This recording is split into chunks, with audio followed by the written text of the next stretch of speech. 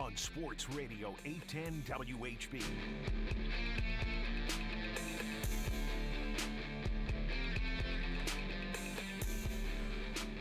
I'm at a Friday edition of The Zone right here on Sports Radio 810 WHB. Jason Anderson with you, Josh Brisco and Drake. We head up until 2 o'clock. The next 4 hours, we've got you. A lot of stuff to get into and talk about today. To be a part of the show, 913-912-4810 to join us. 913-912-4810 to join us. Here's how the show lines up today. We will hang out with Matt Derrick coming up at 11 o'clock, Chiefs Digest. Get his thoughts on a number of Chiefs things going on. So that'll come up at 11 o'clock. A lot of stuff to talk to, oddly enough, on a June 23rd Friday, a month before the Chiefs head to training camp. There are a number of things that I want to talk to Matt Derrick about. One of those being a video put out by Derek Blaylock of middle linebacker Deneric Prince working out. Running back who looks like a middle linebacker Deneric Prince working out. I don't know. It's a new Justin Ross. I'm not sure, but there is certainly hype around it's just not sure how you look like that and run that fast, but I'm not even sure how you look like that, to be honest with you. I'm not sure how you run that fast. Just the combination is just ridiculous. Everything about Deneric Prince. Turns out if you do that, you should play in the NFL. It really, yeah. It seems like that's probably a pretty good correlation. I think he's found the right path for him.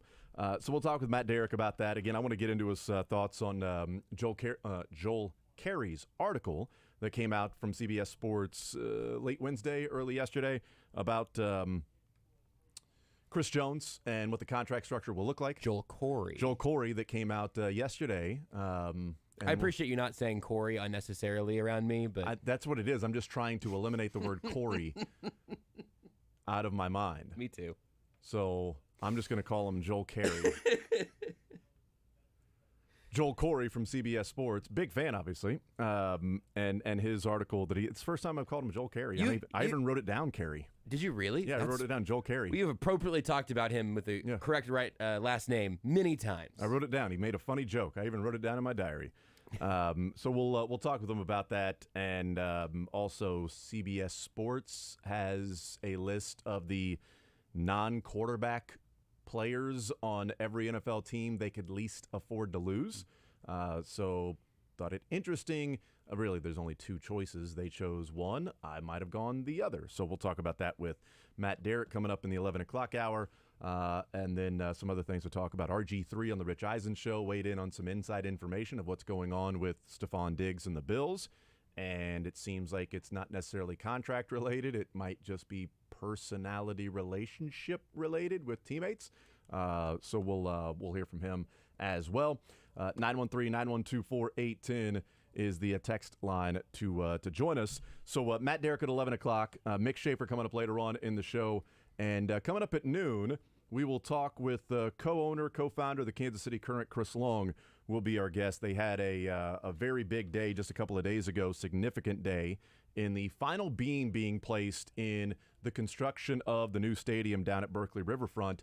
And it was the, quote, topping off. And so pretty cool scene. They had tons of people sign the beam and then finally placing it on there. So these significant milestones and markers along the way from the renderings of the stadium coming out May of 2022 to then, groundbreaking on October 6th, and now the final beam going up and the topping off of the structure of the stadium, and then early next year when that thing will open up for the Kansas City Current and the first ever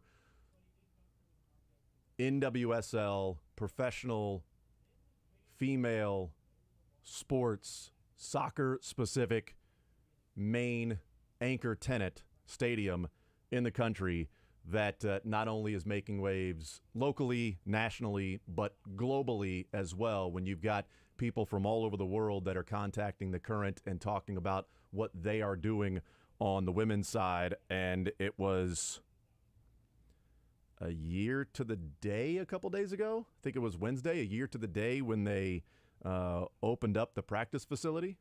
So they opened up the practice facility, and 1 year later to the day, they have the topping off of the final beam being placed. Like, what a whirlwind. Just a whirlwind of, renderings of the stadium, opening up practice facility, groundbreaking, final beam topping off, and then ultimately the stadium being done. And the renderings are incredibly beautiful, and I hope the stadium ends up being 70-80% of what the renderings are. If so, it is, as Chris Long called it at the press conference the other day, a crown jewel of Kansas City, and it's going to be absolutely gorgeous with the sightlines of the river and downtown.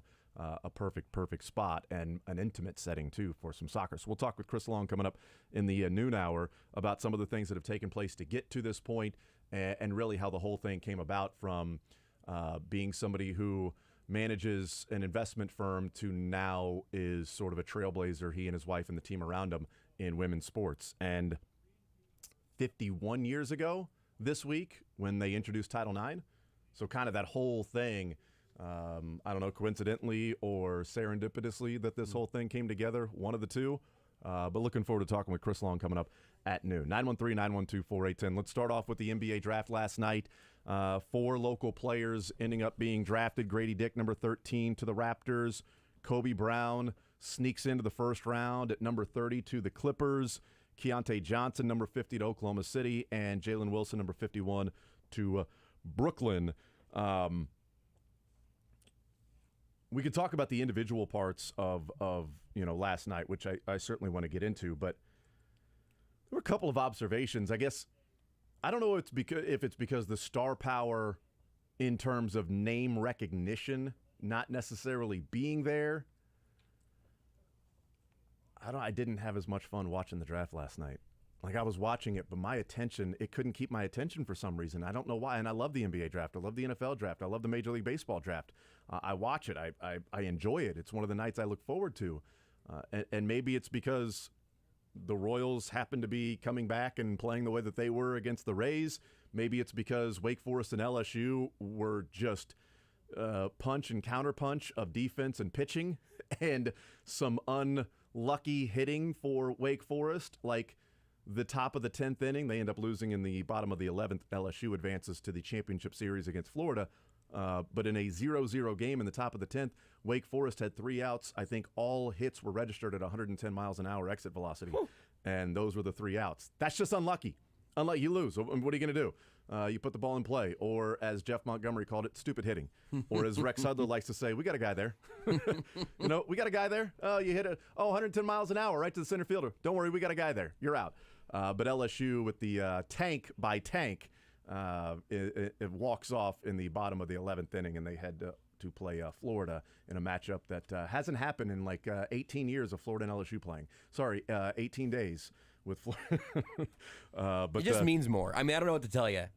I mean, college baseball, how SEC. can it not? How can it not? Playing in the National Championship College World Series finale. So that was going on last night too. I don't know. Was your watching and viewing experience the same as mine? Was I missing something? Am I just randomly? Am I missing the star power that even myself, that everybody else was enjoying it? I don't know. I've had a lot of fun watching the draft, and on Twitter it's fun, and I didn't have that last night for some reason. I was disappointed. Yeah, for me, the main reason that it was hard for the NBA draft to keep my attention is because I was at Asteroid City.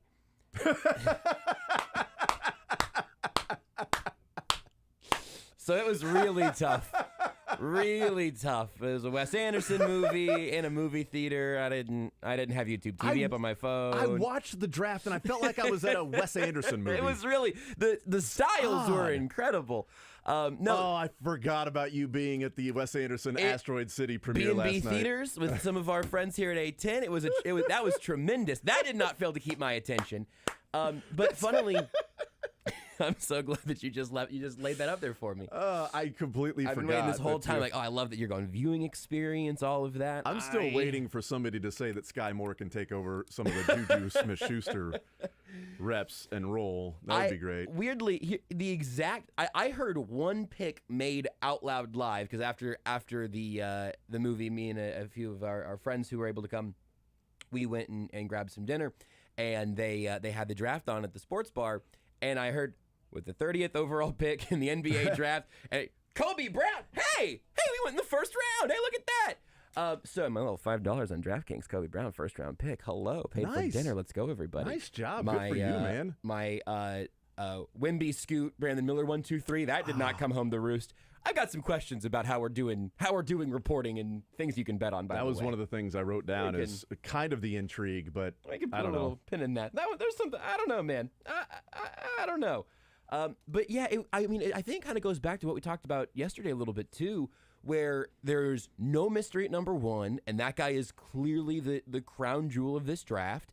And then we saw some of Brandon Miller, but most of the talk about him around the last year was not basketball related. And then the next 3 picks and 4 of the next 5 after that in that top 7 were guys we've not seen play live. I'm sure you can find some overtime elite games here and there, but you get 2 collegiate players that go in the top 7, and then it fills out with a bunch of NCAA guys as well. But even those college players, we're not talking about household names or even guys that you saw make deep tournament runs. So it felt a little bit flat leading into it, and then I saw Grady Dick's outfit, and I was like, I am back. Twitter is going to be back and ready for the NBA draft all of a sudden. But yeah, I legit, obviously because of being at the movie, didn't watch almost any of it live, and I usually would have tapped in, I think, and there also wasn't, like, Zion didn't get traded. The sort of the bigger picture NBA things that were kind of teetering around, just relatively standard draft. One of the better lines last night was the picture of Grady Dick sitting there with his ruby red jacket and turtleneck combination that one of the writers for Late Night with Seth said, drafted 13th, but could move into the top 10 after the free skate. My favorite was he looks like a Russian skater who's not happy with his score. Yeah, that's the exact same picture. It's the same picture that kept going around. He's 13th, but can move into the top 10 after the free skate, which is just the people looking at him and thinking that he was a figure skater. That's what it looks like, man. Brilliant, man. The jacket was bold. The turtleneck also being sequined is a totally different level. I was just amazed when he didn't perform some sort of a flourish and there was a puff of smoke and a dove in his hands. That's what I was waiting to see. He gets up there and he cuts Adam Silver in half, pulls the table aside, and there's nothing there, puts it back, uncuts it. David Stern from death. Whoa! Back from the grave, it's David Stern walks out there. Very Vegas strip magician. I loved it. It was... Oh, my God, it was great, man. The GD chain around also, I mean, just really, really, really went for it. And on some level, I respect it. Some level. He had the red carpet. He had the, I don't know, the Matrix glasses that were there. Those make me feel old. Some sunglasses that have recently come back around have made me feel like an old man because I don't like them. Yeah. But, and then the Toronto Raptors hat. Perfect. He was ready. How did they know? How did they know? He absolutely color coordinated for his team to perfection.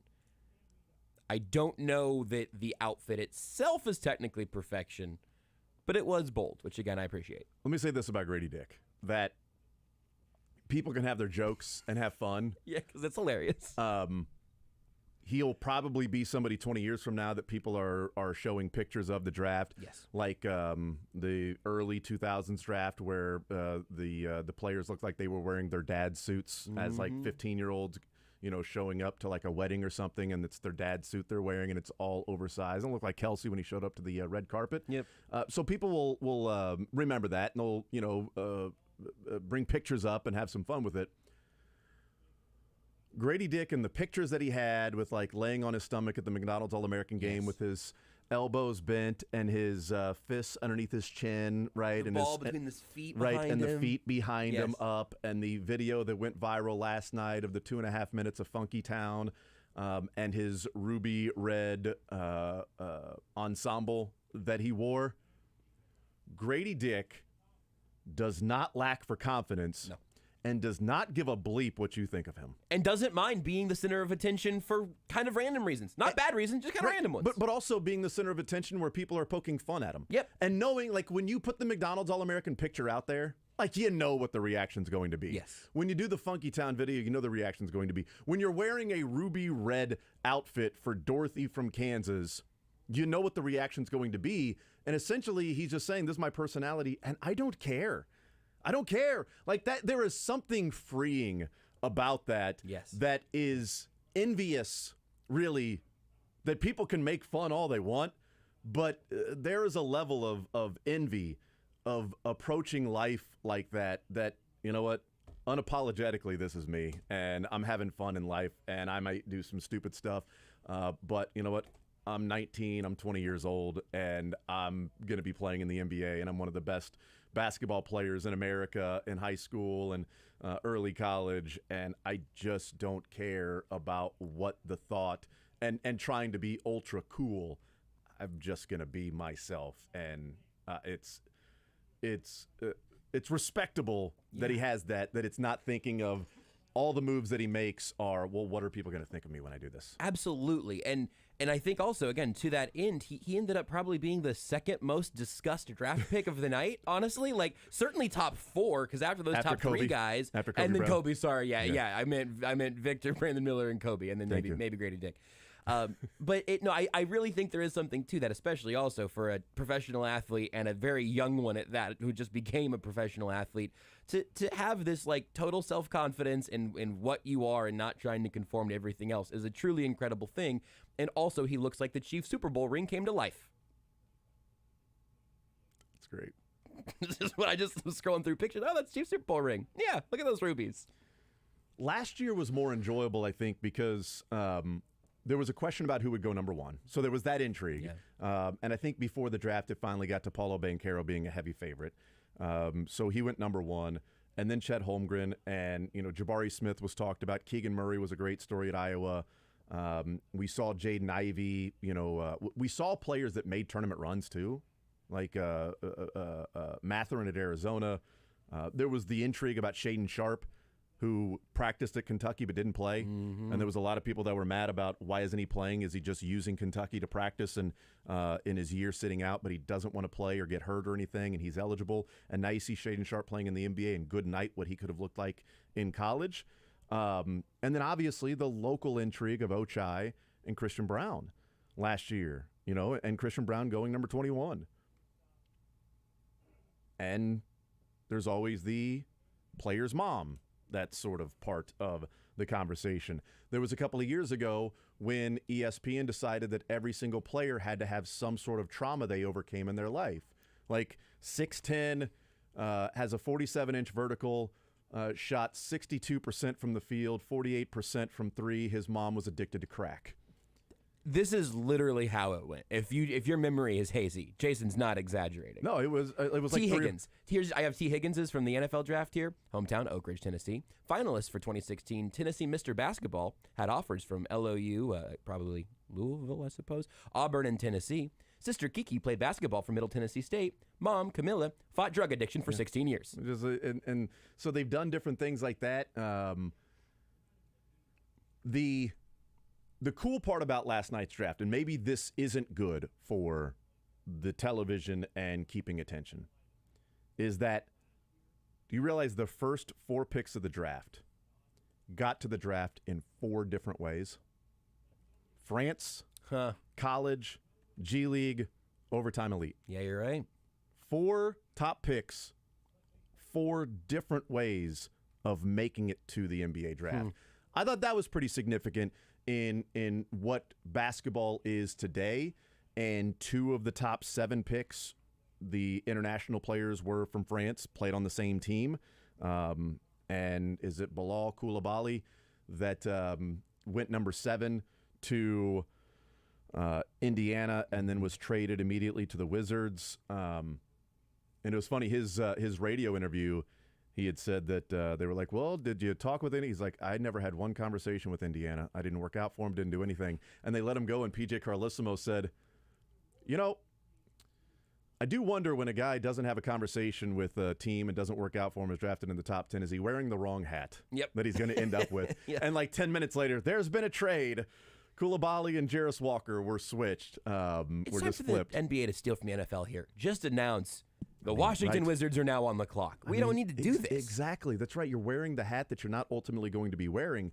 But I thought it was pretty cool that the first 4 picks were got to the NBA draft in different ways. But after Bilal Coulibaly from France, the next 23 picks after pick number 7 were college players. Mm-hmm. It was college across the board.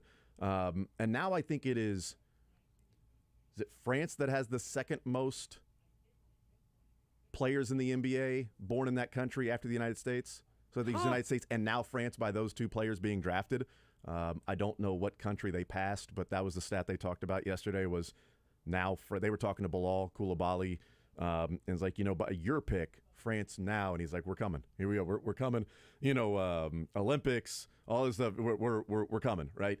And France is there, and I thought it was cool, like talking with him because he was talking about the exposure, what Victor did for him, not just like him a good player, but everybody showed up to watch Victor.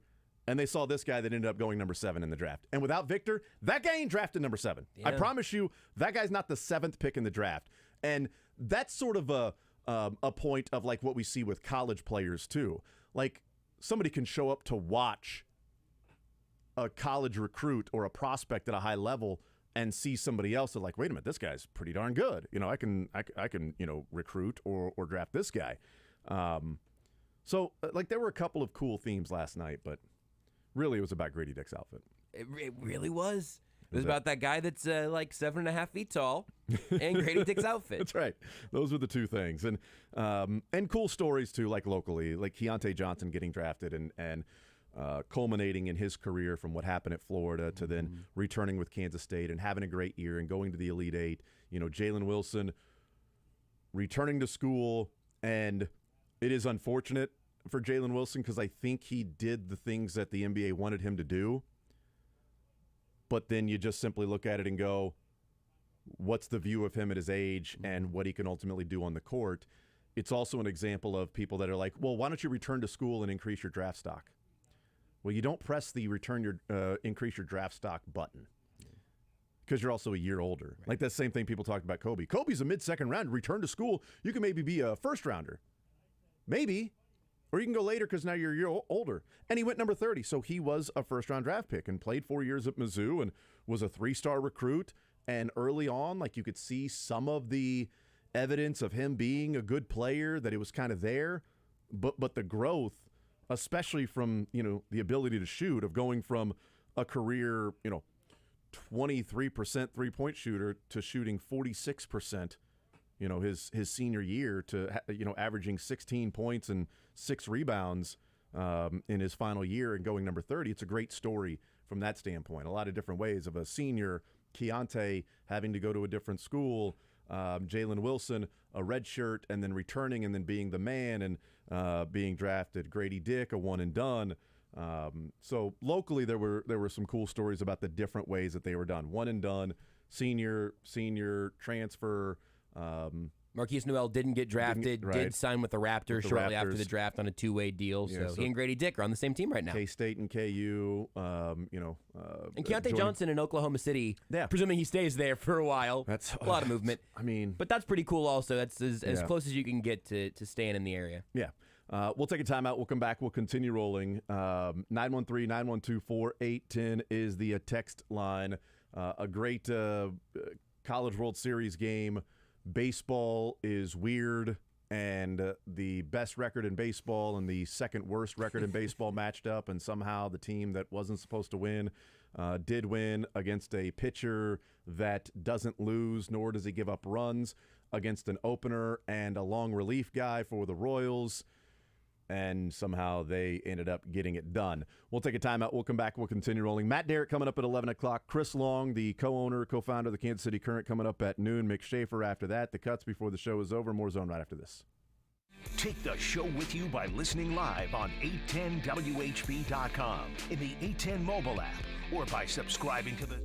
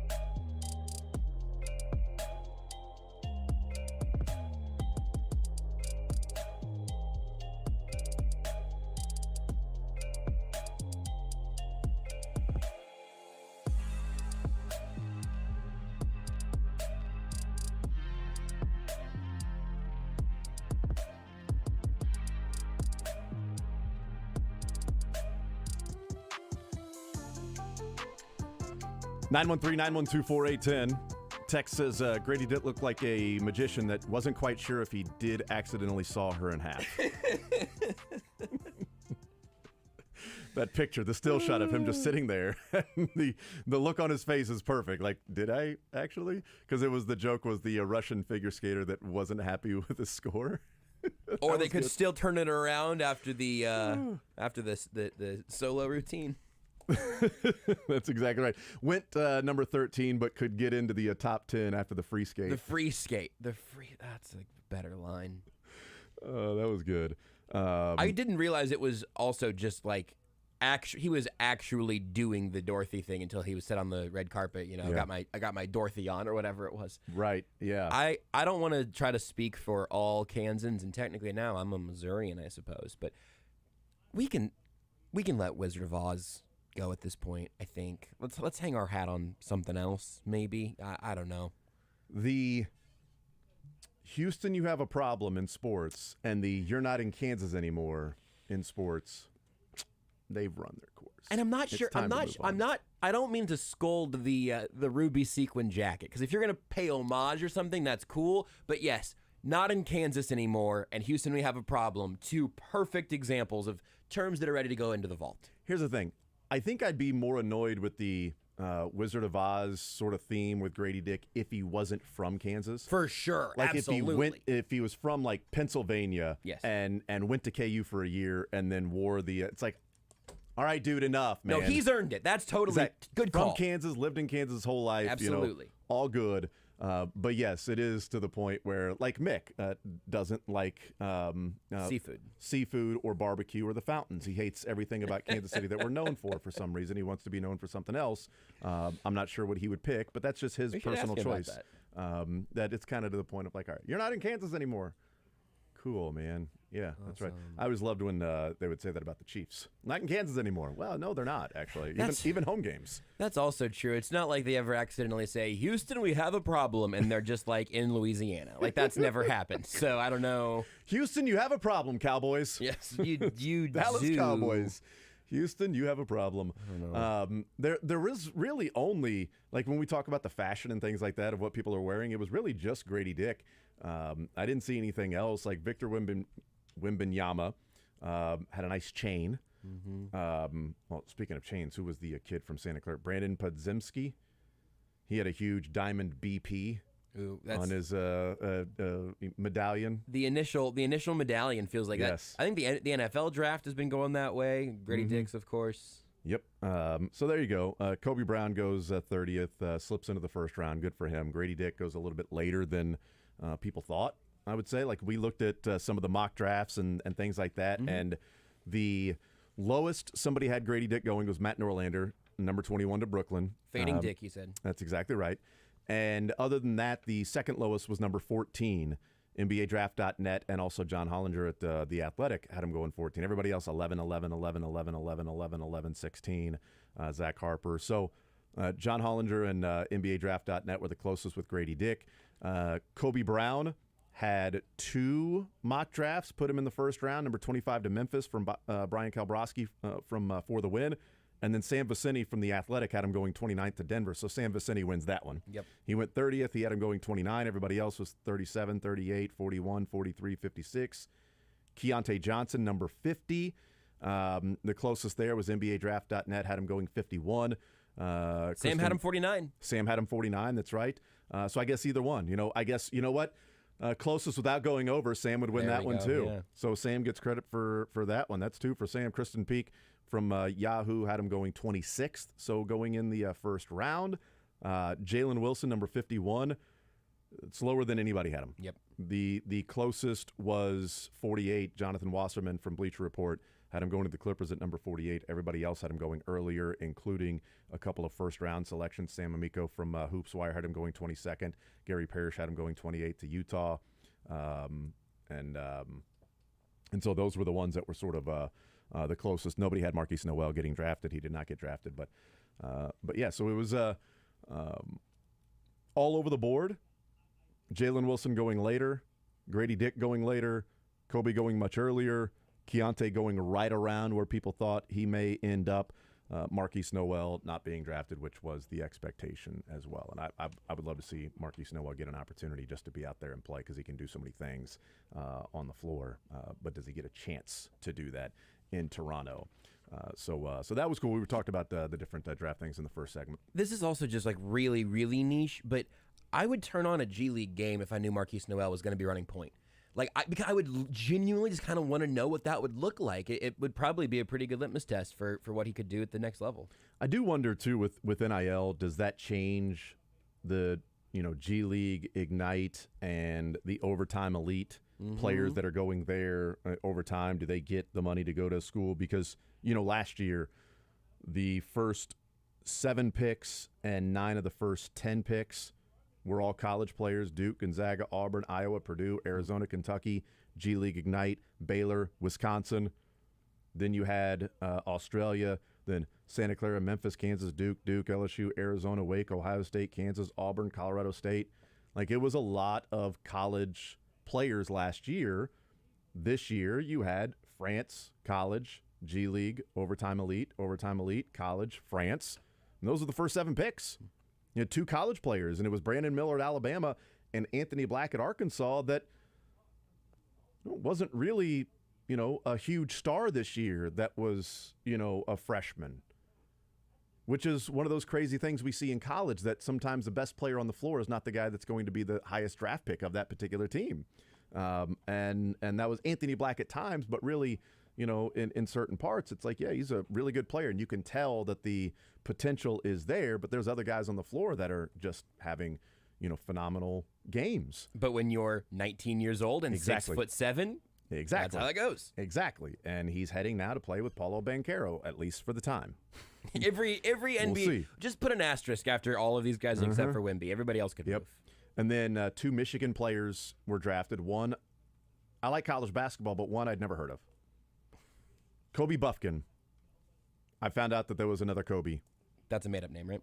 Kobe Buffkin. I learned about him when I was going through mock drafts, and I kept finding a Kobe who wasn't Kobe Brown, and I was like, oh, maybe I should know who this other Kobe is. Did he play very much? Or apparently, but wasn't all that great because, they didn't make the tournament. So that doesn't matter. Ben Simmons was #1 overall pick, and that worked out fine. It was a cool connection with the Michigan players. As a little side note, the last time Michigan had a pair of teammates go in the first round was Jalen Rose and Juwan Howard. Was it really? And now they have Juwan Howard's son was the next pair of teammates to go in the first round for Michigan, which is kind of cool. I bet Michigan didn't think when Jalen Rose and Juwan Howard went in the first round as teammates that the next time they would have teammates at Michigan to go in the first round, it would be Juwan Howard's son. Yeah. And Juwan Howard would be the head coach at Michigan. Probably not. And a guy named Kobe. Because at that point, nobody knew who the hell Kobe was. Sense. Nobody knew who the hell, like Kobe beef. What are we talking about? Yeah. Like, is this guy? Is he from Asia? Like, I'm not sure. What's the significance here of Kobe? Did you say Colby? No, Kobe actually. Weird. I don't know what that means. Why is he named after that? All right, we'll take a timeout. We'll come back. I do want to talk about the Royals. So last night, people were watching the NBA draft, and the story was about Dick. And last night, Cox was a big story for the Royals, and they came back and won there in the 9th inning. And Scott Barlow got the job done, and Drew Waters, had a big night, and Michael Garcia looked really good. He was in the slinging it. leadoff spot. He that was thing around. stealing bases, and he was hammering things and swinging a big stick was Michael Garcia. So it was an interesting night last night in LSU with the walk-off from Tank over Wake Forest. We'll take a timeout. We'll come back and talk about those things. Matt Derrick coming up at 11 o'clock. We will discuss a number of other things as the show rolls along. More Zone right after this. You're in the zone with Jason Anderson on Sports Radio 810 WHB. So there's a couple things you can do if anything goes wrong with electricity in your house. Let's say the electricity is out, or there's some sort of a circuit that's down and you don't have lights. Couple things. You can call Bickmer Electric, 913-313-6751. You can go to bickmerelectric.com. or you can have Grady Dick come into your house with his outfit, and it will light up the entire room, and you'll be perfectly fine. Either way, if Grady Dick isn't available, Bickmer Electric will be available for you. I promise you that. 20 years in the industry, more years in the industry than Grady Dick has been alive. Bickmer Electric, your locally owned and operated one-stop electrical contractor. Small jobs to big jobs, Bickmer team knows how to take care of the commercial and residential electrical needs that you have. We had everything itemized out for us. We wanted to have a number of different things done at the house, and we decided to piece it out one at a time instead of just one really big electrical job. And they were great to work with, and figuring out different parts and budgetary needs and structures that we were working within to get all of these different things done. And Bickmer Electric was great to work with. BickmerElectric.com, BICKIMER Electric.com. Give them a call right now, 913-313-6751. When you talk to them, tell them you heard about it right here on Sports Radio 810 WHB. My little brother's friends have been camped out at our place for 2 days.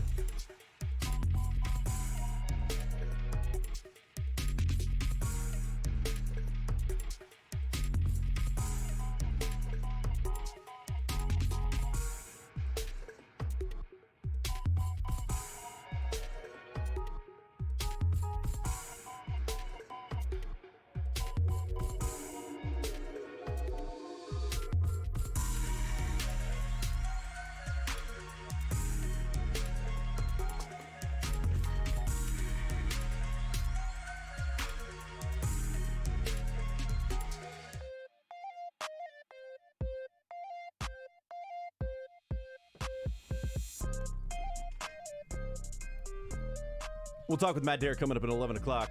Jason Anderson, Josh Brisco, and Drake. Now, Josh, I know you weren't able to watch the NBA draft, a lot of it, because your attention was torn. But It was. I do wonder what your thoughts were when the Rays took the 5-3 lead in the seventh last night, as clearly you were watching that. Yeah. That was ball game in your mind, right? I mean, it was no doubt game over when you were paying so close attention to what was going on in that particular inning. Yeah, I just didn't think the Royals would have 3 runs left in them at that point, and I really wasn't thinking much about baseball at all. I was more sort of swept away in the grand world of imagination that was really encompassing all of my senses at the beautiful B&B theaters where we were seeing Asteroid City last night. But speaking of asteroids, just being able to put the bat on the ball, send that thing into the lower atmosphere, really impressive work there by the Royals. Whatever happened last night. Whatever happened last night.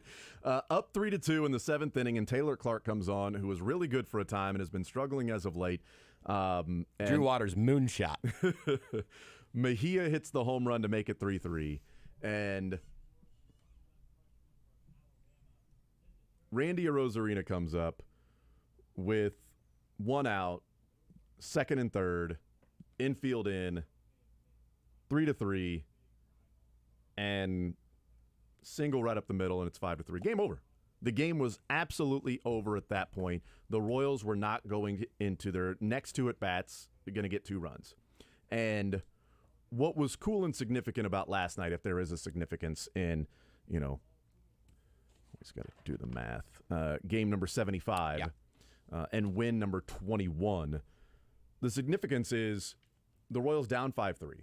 And the one thing we've said about them is, and it's so Little League, right? It's so like, well, that should be the minimum. It's like, well, they never stop fighting. Well, they always they come back. They're still trying to, it's they're doing the bare minimum, and they're down 5-3.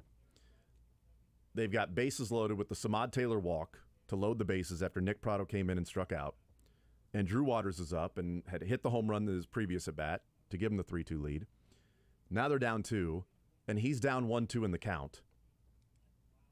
Game's over. Game's over. They don't come up with hits like that.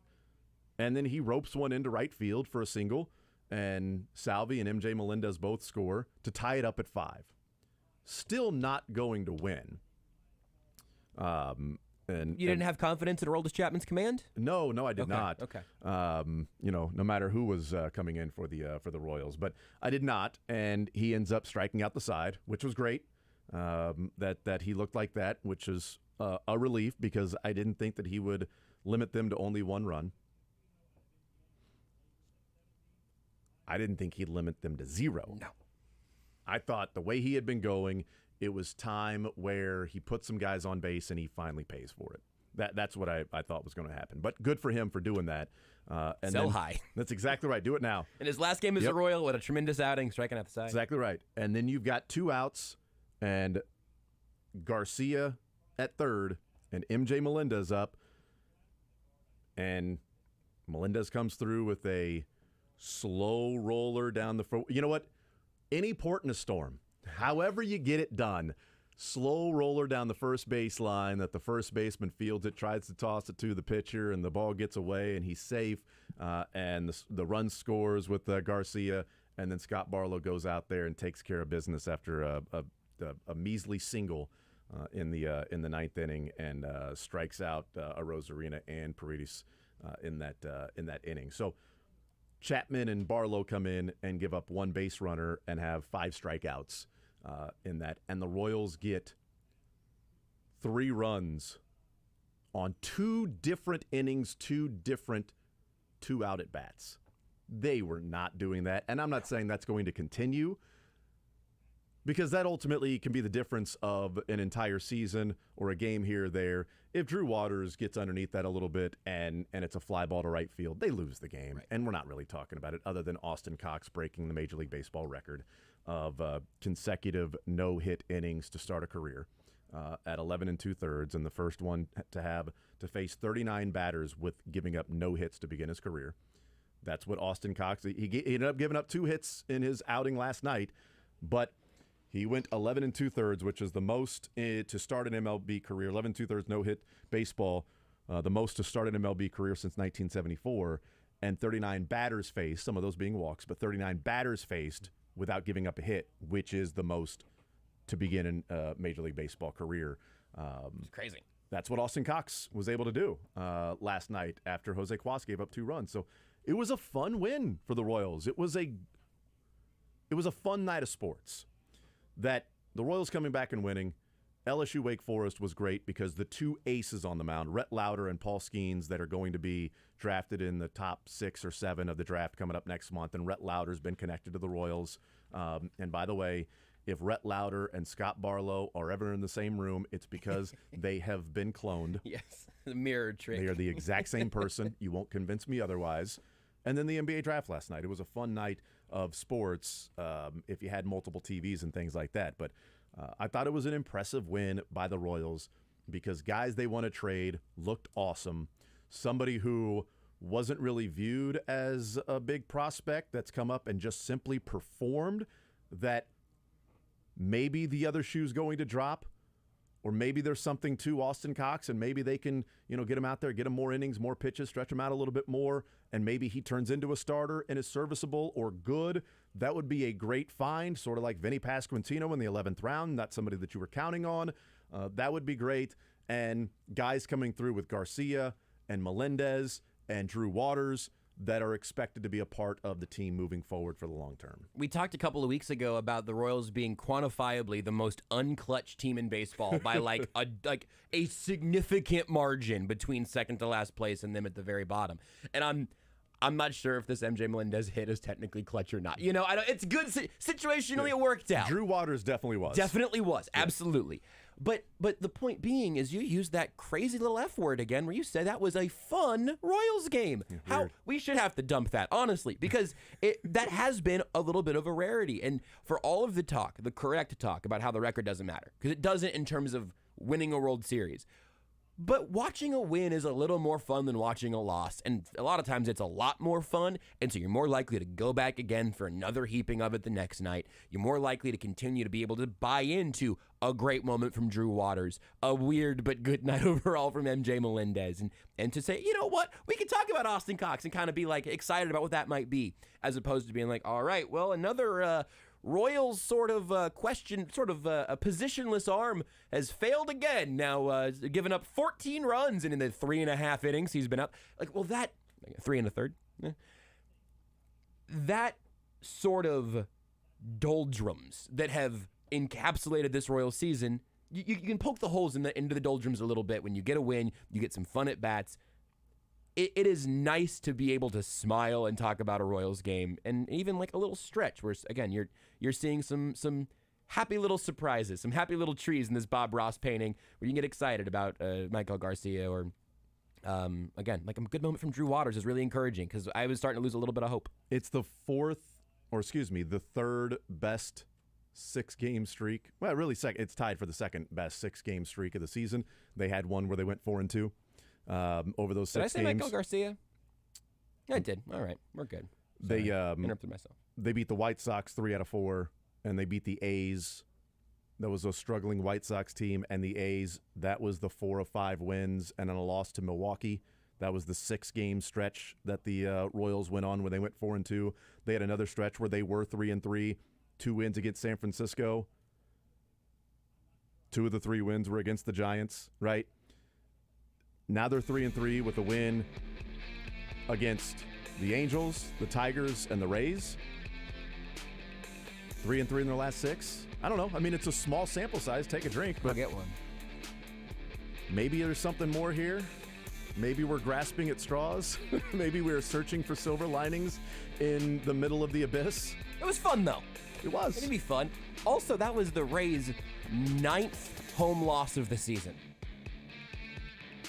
That's crazy. The Royals were plus 275 to win last night. And they did. Earlier this week, Sunday, the Braves were minus 300 against the Rockies when the Rockies had one of their worst starters on the mound against one of the best for the Braves. Braves ended up winning that one 14-6. That's what's supposed to happen when you're that big of a dog. The Royals won, so good for them. We'll see what they can do tonight. Matt Derrick next. Do you know the common signs of transmission trouble? Your engine revs before falling into gear. Shifting is rough, or you're leaking reddish-brown fluid. Knowing the signs could mean repair instead of replace. That's where we come in. We're certified transmission. The job done right at the right price. Check out Greenlight Dispensary to enhance your experience and well-being this summer through a selection of premium products. Repeatedly voted Missouri's best. You can find Greenlight online at greenlightdispensary.com and on social media. Save time and order online for pickup. To find a location near you, visit greenlightdispensary.com. When you visit any Greenlight location, mention Sports Radio 810 sent you and enjoy a discount off your purchase. Whether you're into flour, concentrates, edibles, or topicals, Greenlight has you covered with a wide range of options to suit your preference and needs. So stop by and say hi today.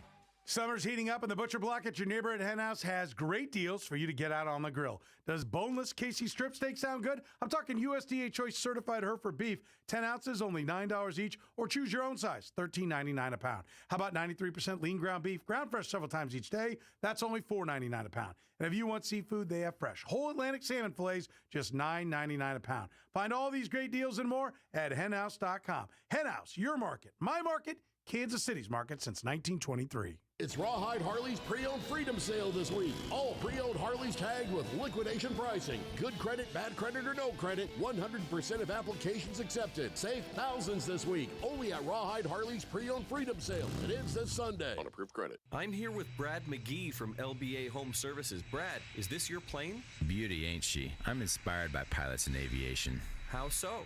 It's a commitment to a process. No matter how experienced a pilot, they always use the checklist. To make sure everything is done perfectly. It's tempting to do it by memory, especially if it's something you've done many times. Like fly your plane. But the only way to make sure you haven't skipped a step or done something in the wrong order is to use the checklist. Every time. The people who work at LBA, absolute perfectionists. It's either done one step at a time perfectly, or we start again from the top of the list. Of course, in a plane, the stakes are life and death. But our mindset is the same. Everybody at LBA thinks this way. You follow the process to perfection like your life depends on it. That's a pretty high standard. Perfect is our minimum standard. Now put on your ear protection. This is going to get loud. One simple idea, one name to remember. Just remember LBA. LBAservices.com. WHB Kansas City. Hey Kansas City, it's Justin Reed, safety for your Kansas City Chiefs. As you know, it was a great first year here in Kansas City. And that's right, the whole time I was driving my F-150 from Victory Ford. Come in today and check out our great selection of F-150s and experience the Victory Ford difference. Brian Pringle and his team at Victory Ford are not only a world-class dealership with great selection of new and pre-owned vehicles and top-notch customer service, but also a great partner with the J. Reed and D Foundation. Visit us today at the Legends or VictoryFordKC.com, where our first price is better than their last. When you need a battery, it's Wholesale Batteries. Since 1977, Wholesale Batteries is one of the largest full-line battery suppliers in the Midwest, serving commercial, industrial, OEM, and retail customers. Call 913-342-0113. Wholesale Batteries, we give you the power. At Robert Brogdon's Olathe Buick GMC, being number one is not about them. It's all about the customers. You receive a 90-day money-back guarantee on new Buicks and GMCs, an incredible selection of over 200 vehicles, and the best prices too, with exclusive discounts. Visit robertbrogdon.com. Firework Mania Superstore opens June 27th with a huge selection at the best prices 3 miles south of Olathe on Highway 169. They have the coolest thing you'll ever see, Pyro Scan. Just scan the barcode and watch the fireworks before you buy them. And you can order your fireworks online at firework-mania.com and schedule a pickup time. The Firework Mania Superstore is the nicest fireworks store you've ever seen. Located just 3 miles south of Olathe on Highway 169. Quirk Raspberry Rocket Pop Hard Seltzer is the perfect pairing for your fireworks celebration, and we're going to help you put on the show, too. Visit independent stores like Brown Bag Liquor, Tipsy's Wine and Spirits, and Liquor House in Shawnee. Scan the code on the Quirk Hard Seltzer display for your chance to win a $500 custom fireworks package from Fireworks Mania. Raspberry Rocket Pop and other Quirk Hard Seltzers are fueled by real fruit juice and ignited by exciting flavors. They're the bomb. Boulevard Brewing Company, Kansas City, Missouri. Please enjoy responsibly.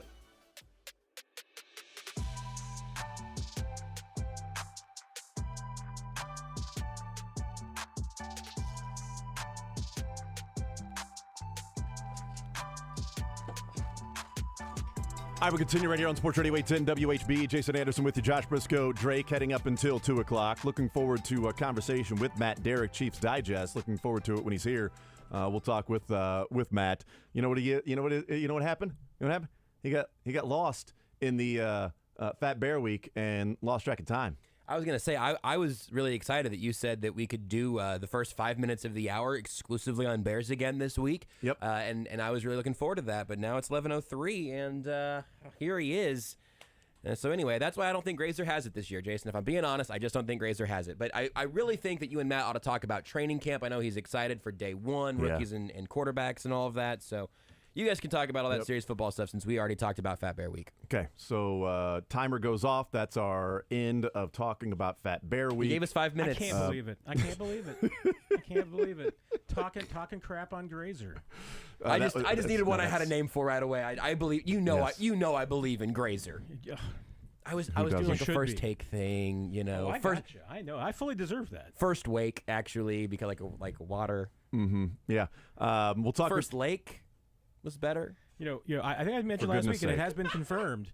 747 Bear Force One has been courting Grazer. Whoa, power couple. Yeah, that's Jay-Z and Beyonce. Exactly. Is it Bearsy and Beyonce? Be Grazy. Grazy! It's Grazy and Beyonce.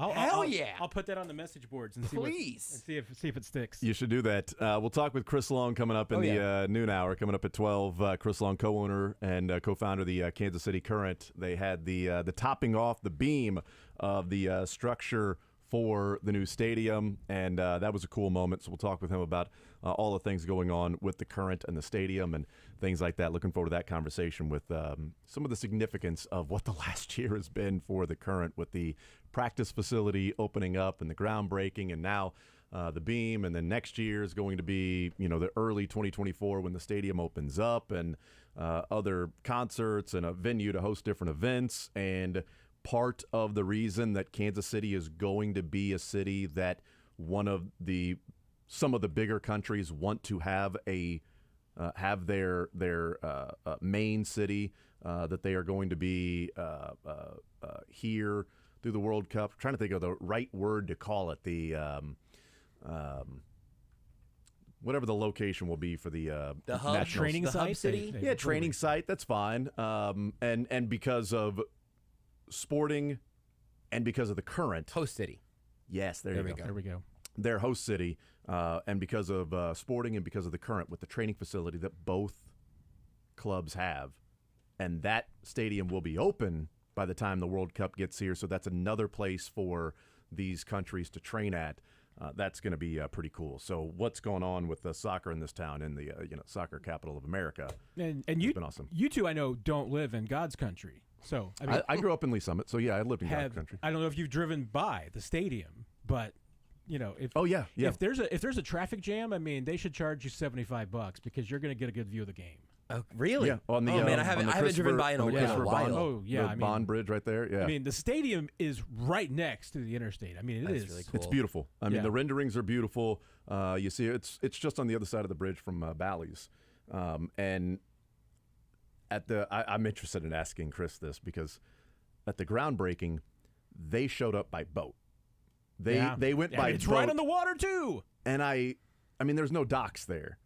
So you can put one in. Right. But would there be plans to where people could actually show up by boat or by ferry or something? Okay. You can park on the north side, and then you have a ferry that can take you over to this particular venue, this stadium, and get there that way. So it gives you, if you're from the north side, you don't actually have to cross the bridge to get down there. No one brought me here to talk about this, but I'm just going to give you my free idea. Fat Bear Week. And my way. No one brought you here to talk about Fat Bear Week 2 weeks ago, but that's what happened. And my way to probably spend what the urban planners would say is roughly $5 to $10 billion.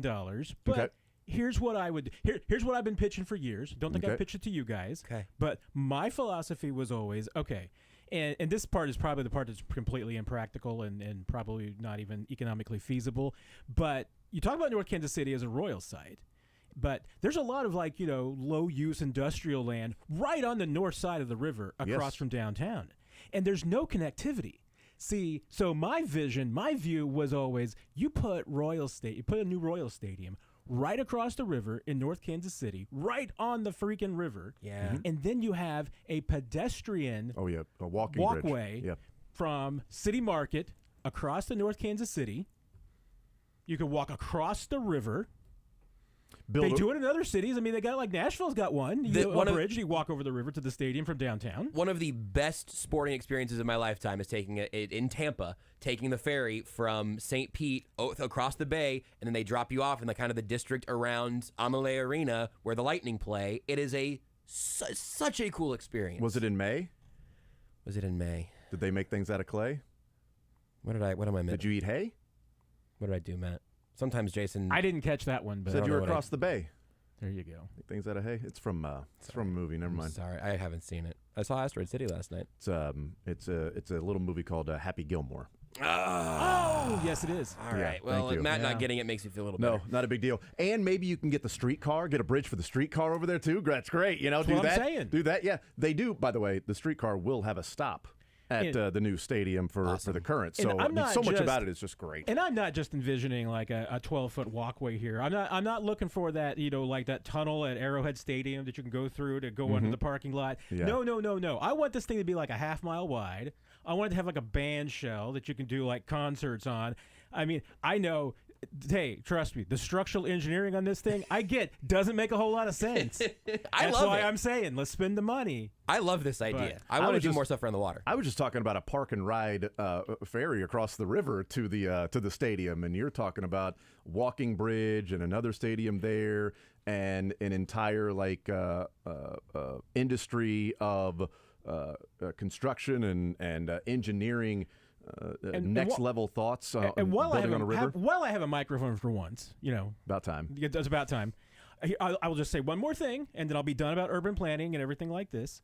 A lot of people have talked about over the years about taking out the North Loop, and that's a whole thing you should do and everything. These people have never driven from south of the river to north of the river, and I-35, because that is not the loop you get rid of. The loop you get rid of is the South Loop. The North Loop is the only way. Because if you got rid of the North Loop, traveling on I-35 would be an absolute, utter disaster. I love how fired up you are about there this. is nothing that gets me more angry than people who talk about taking out the North Loop. Because unless if you have ever tried to go on I-35 and you're trying to go north and you take the South Loop, you're taking your life into your own hands. You're taking your time into your own hands maybe your life. because you're risking it. Time? What's the difference?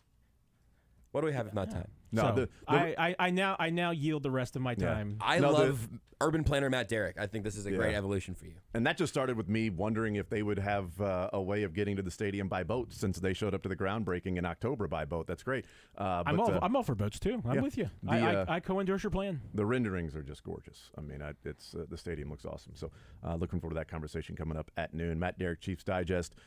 Matt, I know we're going to talk some NFL football here, but local players getting drafted last night in the NBA draft. Yeah. With Grady Dick going 13th to Toronto, Jalen Wilson 51st to Brooklyn, Keontae Johnson number 50 to Oklahoma City, and Kobe first rounder. Kobe finds himself in the first round. Good for him. And great that the draft process went from mid to late second rounder, and you're going to get a guaranteed deal. You've probably returned to school, NIL. Is he going to get more money if he returns to Mizzou? To then being a first rounder. And obviously the right decision was made, but also his development from freshman to senior over 4 years of 5 points per game as a freshman, and especially before this last year, shooting 23% from behind the arc in 3 years at Mizzou, and then shooting 46% last year. Dennis Gates gets a lot of credit for that in the development from 1 year to the next. Kobe Brown gets a lot of credit for that, for putting in the work. But KU's had a number of players in first rounders. There is a significance of Mizzou joining that by having yet another first rounder that actually played at Missouri, not just, hey, here's Michael Porter Jr., and it's unfortunate what happened with Michael Porter Jr., a Damari Carroll, of 15, almost 20 years ago. It's pretty cool. With that happening. So it was awesome. I was happy for Kobe Brown that he heard his name there at the end of the first round. And actually, when you think about it in that respect, I mean, if you think about the Tigers over the last, say, 5-6 years, I guess, and you think about the draft picks that they have had, it doesn't really correlate with the stats on the court. No, you're right. It I doesn't. mean, Michael, Jonte, Kobe now. Yeah. I mean, there's 3 pretty good players in draft picks, and well, this last one didn't really do anything. This last one should have resulted in a Sweet 16. This particular player should have resulted in a Sweet 16. Still a successful it season, was, so it I'll was take it. absolutely, I'll take it. It was a sour taste at a bitter end, but it was a really good season for Mizzou. It was a great season for Kansas State, and Keontae Johnson goes, and that's a great story with Keontae Johnson from Florida and what he went through, and then returning to college and against all odds, and then playing the way that he did and going to the Elite Eight with Kansas State, and then hearing his name drafted in the NBA draft was a really cool culmination for the last 3 years of his life. And since you have me fired up today on all these topics and everything, Yes. I will say every once in a while a player comes along that really gets me angry at the NBA. Because I'm going to guess who that player is. You're going to guess who that player is? Oh, I don't know if you might get it. I don't know. Marquise Noel. Well, he got it, so. Really? Yeah, he did. He got it. Okay. Because here's my Damn beef. it, Bethany, he guessed it. Here's my beef.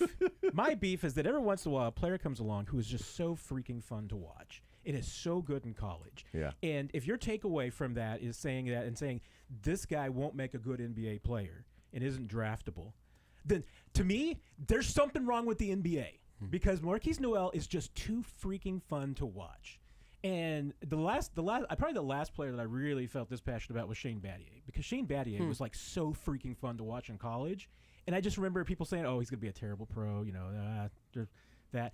If guys like that make terrible pros and that's your philosophy, then my philosophy is you're doing something wrong with your game because those guys are the guys you want to watch.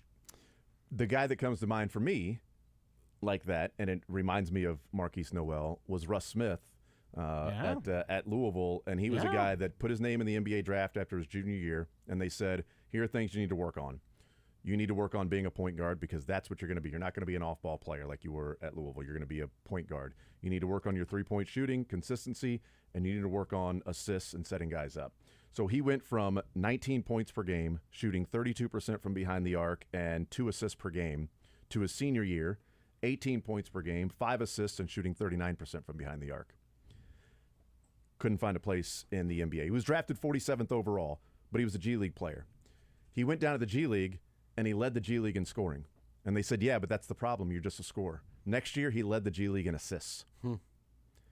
Then he went to China because he couldn't get a job in the NBA, and he averaged 55 points per game in China, and then led the Chinese league in assists. How he's 6'170". It's not like he's 5'2". I just never understood how that guy didn't get a shot as like the 10th or 11th man on a bench somewhere. Like every step of the way, he's done what you've asked him to do. Be a point guard. Okay, cool. He just increases assists per game in the ACC up to 5. Well, yeah, but you're leading the G League in points, but we need you to be a point guard. Okay, the next year he led him in assists. It's like Marquise Noel. I bet Marquise Noel could do the same thing. Like go down there like, oh, no, we need you to pass the ball. Great, there you go. Well, we need you to show that you can score. Great, I'm going to go and score. Well, we need you to grow 5 inches. I can't do that. That one I can't do. Yeah, if he was 7'2" and average 3 points a game, he'd be in the league 15 years. He's almost 2 feet shorter than Victor Wembanyama. It's not quite. It's like 1 foot 9 inches. Yeah. No, there are players like that are just simply fun to watch, and you know that they're prototypes of players in the NBA, and they don't fit into that group. But I kind of always just love to see an opportunity. I kind of always wish that 6'5" league took off. They were going to try to have a league that was limited, that you couldn't be any taller than like 6'5". Really? That's a really? Yes. It's called the local Y. Is the Short Kings Association sounds amazing. I thought it would have been awesome. Yeah. Because I mean, how tall are you? With the orthopedic shoe, I'm now 6'5". Good for you. Good for you. Yeah. Without the orthopedic shoe, what are you, 6'4"? I graze 6'4". Yeah. Okay. I put myself down at 6'4". This is just the world where he's the Wembanyama of this other league now. I think I'm now down to like 6.39, but I was offended. I was offended yesterday. They were talking about it on the program, and they were discussing like height and things like that. And Wembanyama, when he was young, was like, "Yeah, I'm taller, but I'm going to handle the ball. I'm going to be a guard. I'm going to dribble. I'm going to shoot. I'm going to do those things. I'm not just going to be pigeonholed into, playing on the block." And he had mentioned, well, Jason talked about that, I went from 5'8" to 6'2" from 8th grade to 9th grade summer. Like, it was ridiculous. Pains every night, like the growing, all of that stuff. And I thought it was awesome because I was a guard and a shooter. I'm like, this is going to be great. Now I can But I got there, and it was like, well, we don't know. We've never seen you play, so you're a freshman who's, over 6'2". You're going to play in the post. And that was it. And that was it. And I wasn't a post player. I was soft as Charmin. I was a finesse player. There was no chance I was going to be a post player, man. It was. Plus, I didn't like playing defense. My game was more learning at Lee McKeegan and Banner Park rather than in AAU gyms or whatever. And so he said that, and he was like, look, and he talked about my height, and he's like, how tall is Anderson? And Curtis is like, I don't know, is he like 6'4", 6'5"? And Sermon's like, you're high. Literally both, right. Yes. And then Sermon was like, he's barely 6 foot. Now that's offensive. No, hey. Now you're high. Now that is offensive. And he's like, how tall is he? And I said, well, 6'2" and almost 6'3" when I'm measured. He's like, no way. No way he's that tall. Take his shoes off. What height is it? Oh, now we're doing without shoes on. Well, of course I'm going to be. Nobody gets measured at the doctor's office without shoes on. Too tall for the little K. That's it. Actually, you know what? I just come right under the height. My son, though. My son is a little too tall for the for the little K. So I would be able to play in that 6'5" league. That'd be great. but little big man might not be able to. It was the World Basketball League. It ran from 1988 to 1992. Players over 6'5" were not allowed to play. The restriction was raised to 6'7" in 1991. Bob Cousy, 6'1", was one of the league's founders. This little nugget from the Wikipedia page is pretty good. One of the league's founders, Michael Monis, was eventually convicted of having embezzled $10 million to finance the league from a privately owned company that he had founded. He was sentenced to 9 years in federal prison. But did he start the federal prison 6'5"? You know what? 6.5 years or under.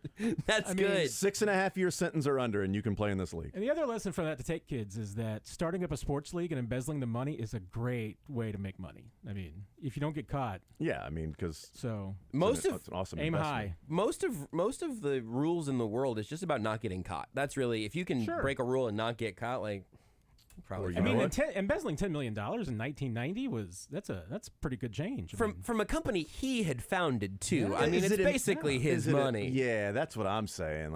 I'm sure he got some investors in that. United States chain of discount drugstores. Far more. He should have embezzled far more money. Oh, was he a farmer? Oh, was that why? Should have been far more careful with this embezzlement. That's disappointing now because that Farmore was great. It went defunct in 2002. It might have been the Short Kings League fault. It was my favorite pharmacy. Well, you can have your favorite pharmacy or your favorite Skaggs short basketball league. Too, you can't have them both. Can't have them both. You know what you can have both of?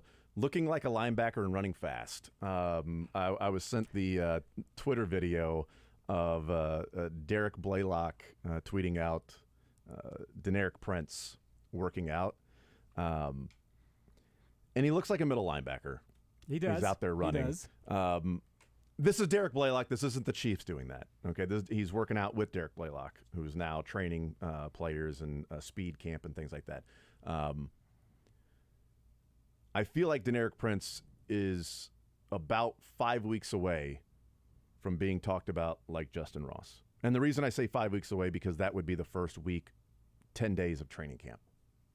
And I think when the reporters get there, because they've been watching minicamp, but when more people are there and fans are there and they see this guy out there. Which is really funny because no fans have seen Justin Ross do anything yet. That doesn't matter. No offense to Justin Ross. The Chiefs have let plenty of people know what he looks like. Is this sort of a, like last year Pacheco was being talked about. And Jerry Ely was also part of that group that was, he was an undrafted player that was brought in. It's like, well, is this guy going to be a running back on this team? They got Gore. They've got Edwards-Helaire, who's going to take a step forward. They brought back McKinnon, but what's this going to look like? Is there a feeling around the Chiefs that the running back room is sort of set unless somebody really leapfrogs Deneric Prince, that it's Pacheco, McKinnon, Edwards-Helaire, and Prince, like those are the four guys outside of injury, because he's got so much hype, and Brett Veach was glowing talking about him. You guys watched him play, and I see a linebacker working out as a running back. Yeah, I mean, just before I left the house, and I was late because I lost track of time, I was working on my current 53-man roster projection, and yeah, I mean, I've got the running back room, where it had literally wrote this, that, you don't make rosters in June, but that group is pretty well set. I mean, Pacheco and McKinnon didn't do anything in OTAs. So that really gave Clyde and it really gave Deneric Prince a chance to show themselves. And so Prince got a lot more opportunities than he would normally have received in June. Now, I mean, the next step is, as we love to say up in St. Joe and everybody says in training camp, wait until the pads come on. Yeah. Because that's when some guys disappear. I don't think Prince is going to disappear. But the crazy thing is that, I mean, he does, I mean, size-wise, I guess he's a little bit bigger than Pacheco. I mean, but they're not terribly dissimilar. And even speed-wise, they're not terribly dissimilar. But they go about things differently. And I think that probably I have not looked at the metrics. My assumption is that Prince probably has a little bit more short area quickness than Pacheco does. Probably once they both get up to 40 speed time, they're fairly comparable. But I'm guessing that a little bit of that is Prince is probably quicker early and Pacheco's a little bit quicker late. Because Prince just seems to be a lot more comfortable running to the outside. Pacheco seems a lot more powerful on the inside. We'll see. Like I said, when the pads come on, you can tackle if that will hold up. But to me, I mean, Prince did everything that was asked of him in OTAs. I mean, he caught the football, he ran well, he returned kicks well. And honestly, I mean, if he can return kicks, that's going to get him a roster spot all by itself. And when the pads come on, to me, for Deneric Prince, is reading the blocks, knowing where to go with the football. It's one thing to get out in the flat and receive the football or run a route that way, and you obviously can. You can catch the football. You're a good receiving option out of the backfield, and Brett Veach talked about that. The Chiefs have talked about that. But if they hand you the ball in the backfield, what do you do then? And we saw the transition of how long it took for Pacheco to sort of get that. During the season, there were times where we were discussing, like, is he going to figure this out? Remember the play where Patrick Mahomes is pointing at the hole of where Pacheco was supposed to go, and it would have been a touchdown. Instead, it was a gain of like 1 yard. And it was the continual issues of short yardage situation, especially down inside the 5-yard line with such a good offensive line that they weren't able to just punch it in.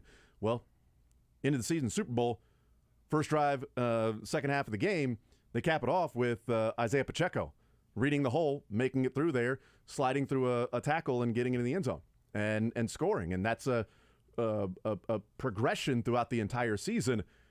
I'm not saying that Deneric Prince, when he gets the ball in his hands in training camp, is going to look lost and therefore he doesn't make the team. That's going to be to where, can he separate himself even further from anybody else that may make the team, that, okay, this guy is now able to find the holes and read the blocks while also being somebody that can catch the football out of the backfield, that, okay, this guy is solidified. He's got a spot on the roster. How much is he going to play this year? And how often will he be active? Because typically there's 3 active running backs for the Chiefs. Does Deneric Prince ever make it up into those 3 if everybody's healthy? And, and we're probably going to find out pretty quickly in training camp, especially because my guess is that Isaiah Pacheco is probably not going to be full go beginning of training camp. I mean, it wouldn't surprise me if it was so, especially how long the training camp is this year. I mean, there's 4 extra practices. They're basically up there an extra week, more than they usually would be.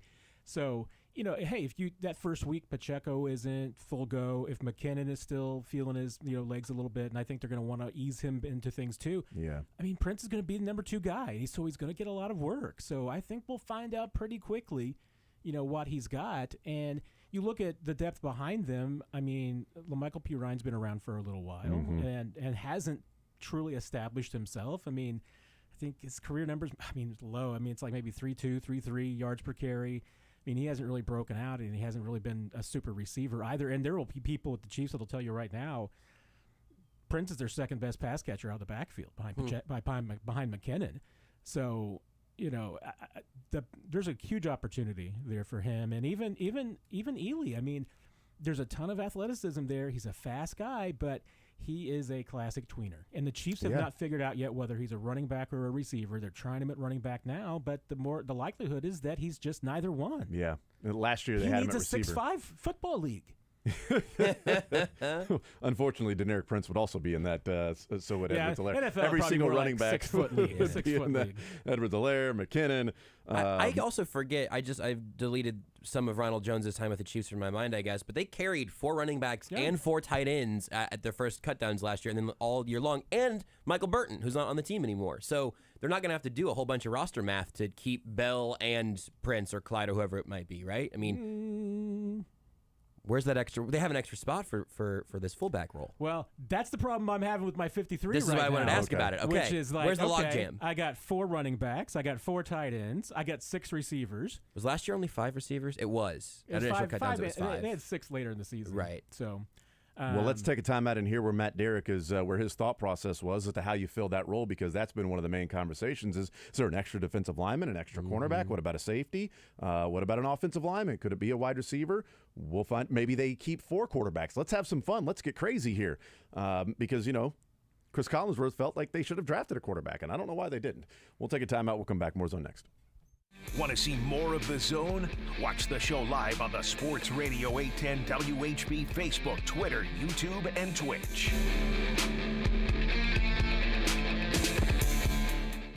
Hey, it's Brian Haney, voice of the Jayhawks, and Matt Llewellyn here at the beautiful 23rd Street Brewery patio with our best friends. We want you to meet Bo and Indy. Say hi to the folks, guys.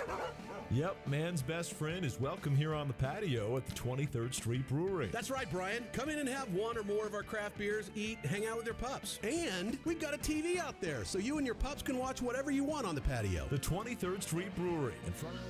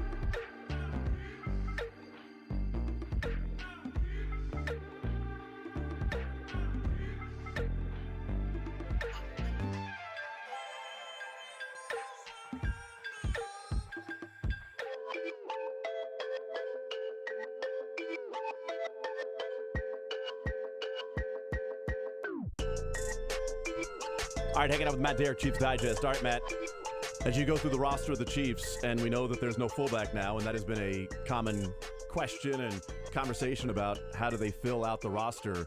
Is it a seventh receiver? Is it an 11th offensive lineman? Do they keep an 11th defensive lineman? Maybe 5 defensive ends instead of, or excuse me, 7 defensive ends instead of 6 that they typically keep? Is it an extra secondary player? As you look and break down this and try to come up with 53 or really 50 players, where are you landing on what that spot has opened up and where it goes? Yeah, my first pass, I was able to actually get down to 55, which I was surprised he was able to get down that low. But then that was tough because at that point I had 4 running backs, which I think the Chiefs will keep, 4 tight ends, which I think that barring injuries, the Chiefs will keep, 6 receivers, which I think that they need. And even then, I mean, they'll get some guys on the practice squad that they need. 10 offensive linemen, which one more than you'd probably usually want. But when you've got a couple of developmental guys, maybe you need to be in that spot. I had 10 defensive linemen.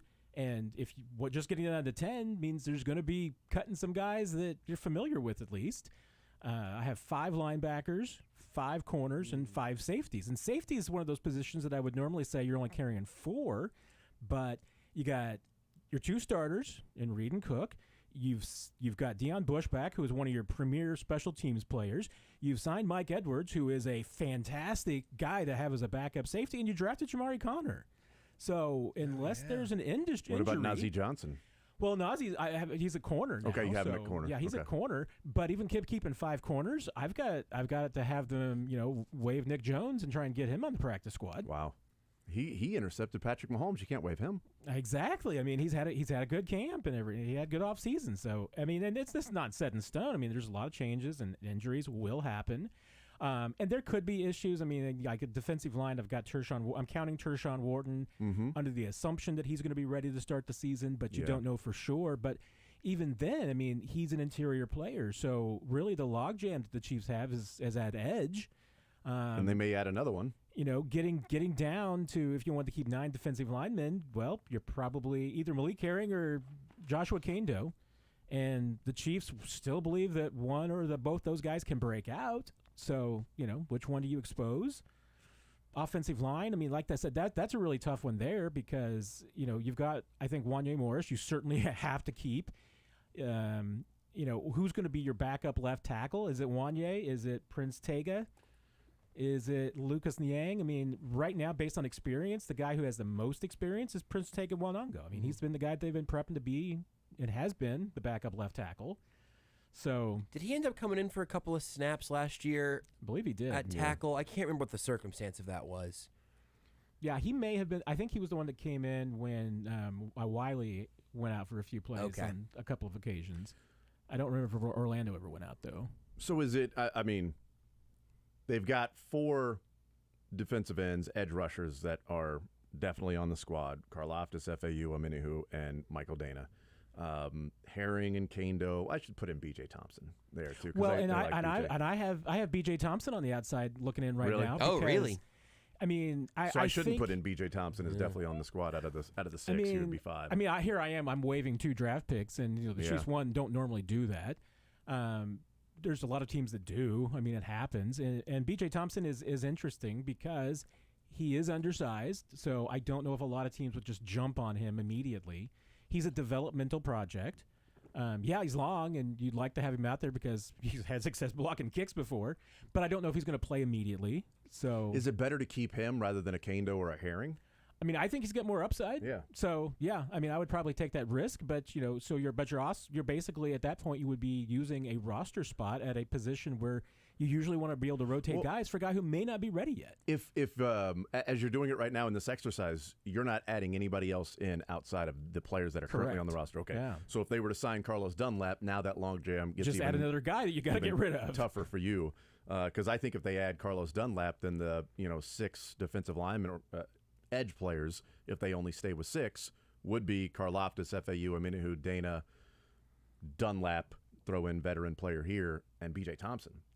And Herring and Kando, I can't imagine. Out. And I can't imagine somebody saying, "Oh, we're taking Kando off waivers." If they like him, then they can put him on. And even Malik Herring, I don't know that Who was the edge they liked that had a whole thing, and then the Jets picked him up 2 off Tim seasons Ward. ago? Yeah, Tim Ward. Ward. Thank Yeah. you. That feels like the Malik Herring comp to me at the moment. I don't know. Yeah, no, I mean, Kando we and haven't seen play. Kando could kind of fit in there too because he's another guy with a lot of upside. The Tim Ward was interesting because it didn't feel like they had a lot of talent at the edge.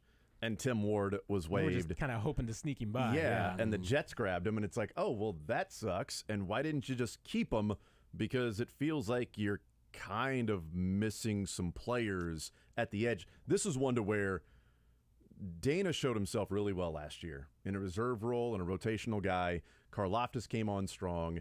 You drafted Felix and Udike Uzama in the first round. Ominahu you went out and signed. Who could be suspended again at the beginning of That's true. mentioning it there. That's a That good could point. also play into the numbers game. That is true. B.J. I don't know if it's Thompson. likely, but B.J. Thompson, they've talked about him. They like him. Joe Cullen, when they drafted B.J. Thompson on the phone, said, I told you we were going to get you. I told you I was going to do whatever it took to get you. If that's the case, if Cullen was fighting for B.J. Thompson, that's going to be tough to cut him. If you've got Cullen saying, no, I want this guy. If Dave Tobe gets to pick a couple of guys, give me one, okay?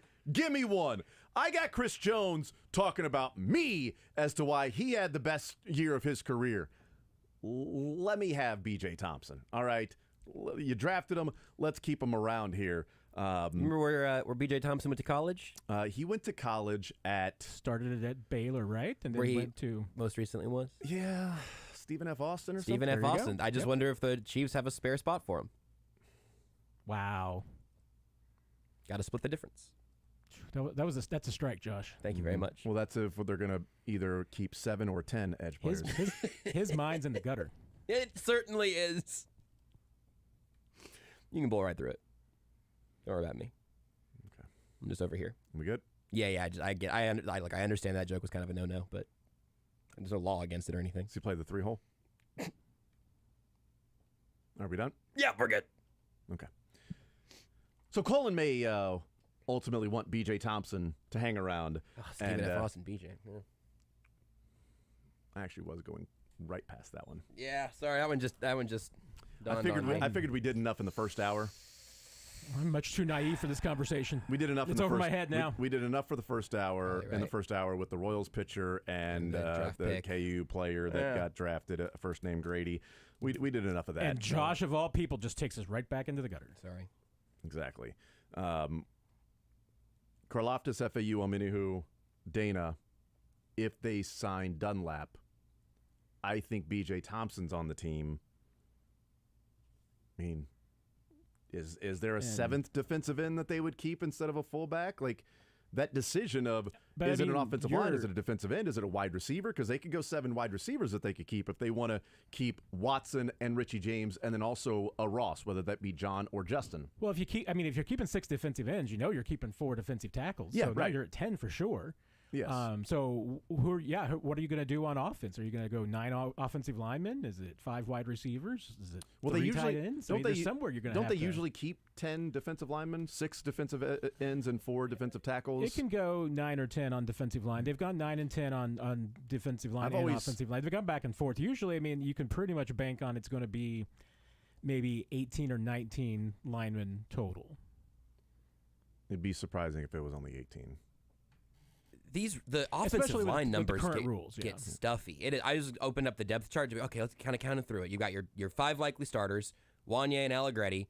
If you don't keep Austin Ryder, if Allegretti can be the center, Lucas Niang seems like he's on the roster. We're at 8 already, and then Darian Kennard and Prince will get you to 10. Again, that's making Allegretti your sort of swing guard and backup center. So who are you cutting at that point?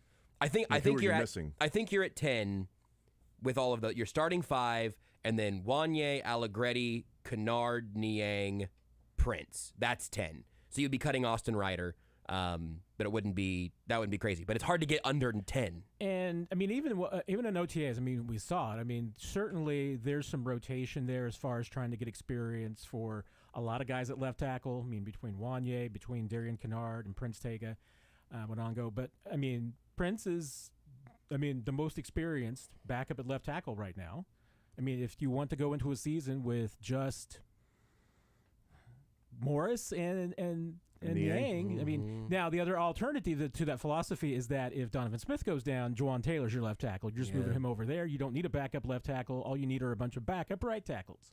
But then again, if both those guys go down, who's your left tackle? Well, and your season might be over at that point anyway, so it doesn't matter. I'll correct when typically I always think of them keeping 10 defensive linemen. It's 9 offensive linemen. You're right about that. It's 9 offensive linemen that they typically keep. In my mind, I was saying 10 as if is that where the extra spot goes so they can keep 10 offensive linemen if there are guys that they want to keep around. And Allegretti, Ryder, Kennard, Tega Winogo, and Wanya Morris, and Lucas Niang, because you're getting to your 5 starters, Niang, Wanya Morris, and Allegretti. There's 8 right there. And typically they would only keep 1 more. And there are 6 wide receivers that are pretty much, that I would say, are on the inside looking out. There's 4 of them definitely, and Richie James keeps popping up in different stories about, the signing for the Chiefs.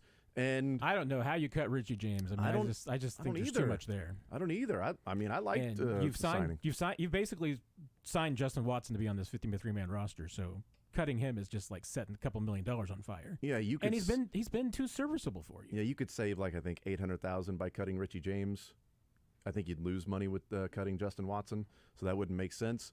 So there's 6. So if they use that extra spot on a wide receiver, you could go to 7. But then now you're back to 9 offensive linemen and definitely 10 defensive linemen if you're going to keep those 4 tight ends, and 4 running backs. Then you just turned, and you might even only be allowed to take 9 defensive linemen if you have 7 wide receivers. Yeah. So there's going to be some tough decisions, and even as you go further down, this is a roster battle that's only for the hardcores right now, but you can enjoy it training camp. 5th linebacker, Jack Cochran was really good last year, but there's 2 undrafted guys with Cam Jones and Isaiah Moore that Chiefs were really impressed with. So you probably got 3 guys for maybe 1 roster spot. Maybe, because they've got 4 guys right now for what they typically keep is 4 for 4. They typically keep 4. They have 4. They do have 4. That are pretty much on the roster. They're not cutting Chanel, and they're not cutting Tranquil, and they're not cutting Willie Gay, and they're not cutting Nick Bolton. Nope. That's 4. So there are some spots that are real roster battles, but it's also one of the advantages that the Chiefs have while winning a Super Bowl and not sitting there having to cut a bunch of players because you've got cap situations and you might actually get cap alleviated money with Chris Jones, that some of these battles are for the in spots, and you're not looking at, there's a battle for a starter because they need to have somebody step up and play this role. What starters are open on this team? Like the starting defensive end opposite Karlaftis, is it FAU or Minahu? Yeah. And that's all going to be rotational anyway, right? Yeah. Is that pretty much it? Edwards or Cook, and I would guess Cook is going to get that job. Yeah. How much? What about Drew Tranquil? What about those linebackers? Drew Tranquil is really interesting because he can play all 3 spots. Yeah. You wouldn't even have to just say for Gay because he can play Chanel's spot too. He's even though he's a little undersized for that, but he's tough enough and a good enough solid tackler, fundamentally sound. So I'd have no problem in that. He's played all 3 spots before. He can obviously be the backup in all of those, but I tell you what, is Drew Tranquil better than Willie Gay or Leo Chenal?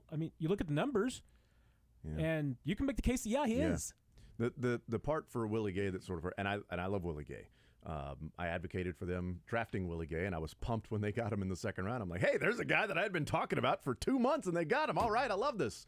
I don't think it was the best thing for Willie Gay to be injured early in the second half against the Bengals and Darius Harris fill in and not feel like Willie Gay was missed on the field. That's rough if it's like, oh, that would have been Willie Gay there. That would have been Willie Gay there. Like, we know the wide receivers that were missing and the issues it had with the offense, and even L'Jarius Sneed being out and other guys having to step up and changing a game plan. Harris coming in for Willie Gay didn't look like there was any difference whatsoever. And that's not great for Willie Gay, and he's supposed to be the best coverage linebacker. And I think Drew Tranquil enters the Chiefs right now and is the best coverage linebacker on this team. I think so. And right now, if you're putting a group of guys on the field where you need the linebacker to cover, Drew Tranquil is going to be on the field for one of those guys. And that I think is the frustrating thing about Willie Gay. And I get he's a fan favorite, and he's definitely what the coaches love to call an energy giver, and that's not an insignificant factor. I mean, he is a juice guy, so I don't want to discount that. But, and I don't mean this comparison to be maybe as cruel as it's going to sound, but I mean, Willie Gay and Clyde, to me, are almost in the same category because both of those guys you have expected so much more out of, and I think injuries have really cost them. And that's why when you look at all these positions and you look at, I mean, Pacheco was banged up last year. McKinnon is 148 years old. In July. Yeah, 147 right now. Yeah, 147, turned 148 later. Don't age him. Kadarius Toney has not been consistent. I mean, you've got a lot of questions in the receiver room. You look at all of these position groups, and you're like, okay, you know what? I can rationalize the Chiefs taking and keeping an extra body here because you've got guys that you're questionable about. And last year was a very good example. I mean, when you were playing without Willie Gay and Darius Harris is in there was a drop-off. I mean, as serviceable as Darius Harris was, you were having to count on the fact that you were going to have to probably start him 4 or 5 times a year. You know that you're probably going to start Drew Tranquil 4 to 6 times a year. I mean, until those guys prove that they're durable enough to do it. I mean, and Kadarius Toney, I don't know what to expect from him. Yeah, me either. I don't know. I mean, and Pacheco, I don't know. And even the running back spot, I mean, to me, it's NFL teams treat the running back spot now a lot of the way that Major League Baseball teams treat their pitchers. I mean, oh yeah, the only ones you're going to let go 9 innings are the superstars. And I think it might even be bullpen guys. I mean, yeah. There's volatility from one year to the next in bullpen guys that you just simply churn them and burn them. Yeah, Ezekiel Elliott's and Dalvin Cooks are the only ones you're going to let go 9 innings, and and even then it's until they lose it.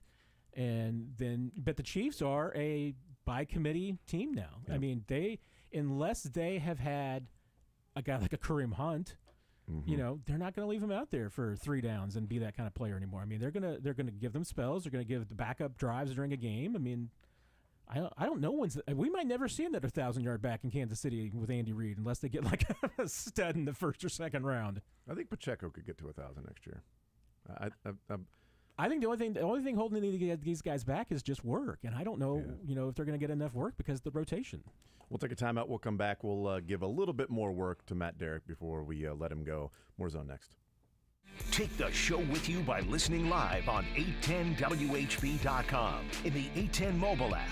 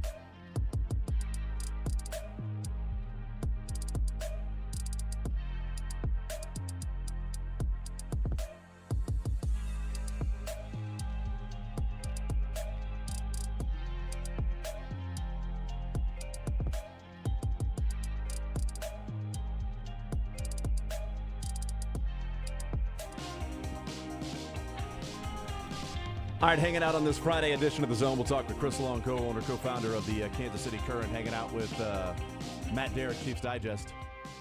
All right, Matt, so CBS Sports had a story of the non-quarterbacks, one non-quarterback on every team that they can at least afford to lose in 2023. I don't know if you've seen this story or not from Cody Benjamin. There's only one correct answer. Okay, I thought there were two, but what do you think the answer is? Travis Kelce. Okay, that's what they went. That's the correct answer. I thought there were two, though. Chris Jones could be part of that. Yeah, it's Travis Kelce. I would choose Travis Kelce as well, but I think Chris Jones could at least be in the conversation. You have to work really hard to compensate for Chris Jones, but I will say what I've been saying since the loss to Tennessee in that playoff game. You do not want to see this team play an extended period of time without Travis Kelce because you have no idea how it will change things. Well, I would say not knowing what the defensive line looks like this year with FAU and Omenahu and the secondary having another year under their belt and an expected progression of improvement from last year to the next, that maybe this year Chris Jones doesn't fall into that definite number one category. I think he's definitely number two. Whereas this last year, I'm not saying that Travis Kelce wasn't vital because he absolutely is, and I'm agreeing with all of those things, but they were able to overcome Tyreek Hill because they have Patrick Mahomes, where the defense doesn't have Patrick Mahomes if Chris Jones is out, to find a way to work around that. Kelce does a lot. Totally understandable. But I think Chris Jones is at least in the conversation. I would choose Travis Kelce. I think those are the only two answers that you could even come up with realistically. I would also land on Travis Kelce being the least affordable player to lose. I feel like Travis is the difference between the AFC Championship game and winning a Super Bowl, and Chris Jones is the difference between being a playoff team and being in the AFC Championship game. I mean, so there are levels to it. I point to the last 2 years as a great example. I mean, Chris Jones was hurt and didn't have a very good year a year ago, and they lose the AFC Championship game. This year, they got both those guys healthy and win a Super Bowl. And Chris Jones was really freaking good in the AFC Championship game and had big plays early and then the huge play late. The last offensive snap for the Cincinnati Bengals was Chris Jones engulfing Joe Burrow last year. And that was big. Josh, what do you go with? I honestly, my knee-jerk reaction as soon as you asked the question is I was already thinking about Chris Jones. I was like, oh, it's probably Chris Jones. You said Travis Kelce. I think Travis Kelce's the right answer. It can be Chris Jones. But I think Matt Derrick is a little too bullish on the it's Travis Kelce and nobody's close. You guys make compelling cases, but you're both wrong. It's a close answer. I don't think it's. I lean Kelce. It's not a terrible answer. So according to you, I would be right on my destination. You just don't agree with the journey that took me to that We took too long to get there. Matt was already there. Matt took a shortcut. We took the scenic route. I think it's a pretty easy answer, but a defensive line of George Karlaftis. You came up with the second correct answer. Derek Nottie, Tershawn Wharton, and Charles Omenihu is just a lot scarier than just having Chris Jones in the middle there. You know what's a better conversation? I think it's Kelce though. What if you eliminate Mahomes, Kelce, and Chris Jones? Then who is it? Creed Humphrey? That's a good one. I like it. That is a good one. Snead? Justin Reed? You're already starting second-year player next to him? Donovan Smith? Probably Donovan Smith. I mean, I would probably on defense go to Nick Bolton next, but you would. That's the wrong answer. You would. Offense, I might even go Joe Tooney. That's definitely the wrong answer. Yeah, those are you had the first right answer right. Your second two right ansers were wrong. Then you went linebacker and guard. You're so wrong on that. That's a good point. You and Brett Veach have a lot in common. There you go. Matt, we appreciate it, sir. You're the man. Love you guys. Matt Derrick, Chiefs Digest. We'll talk with Chris Long, co-founder of the KC Current, coming up next. Check out Greenlight Dispensary to enhance your experience and well-being this summer.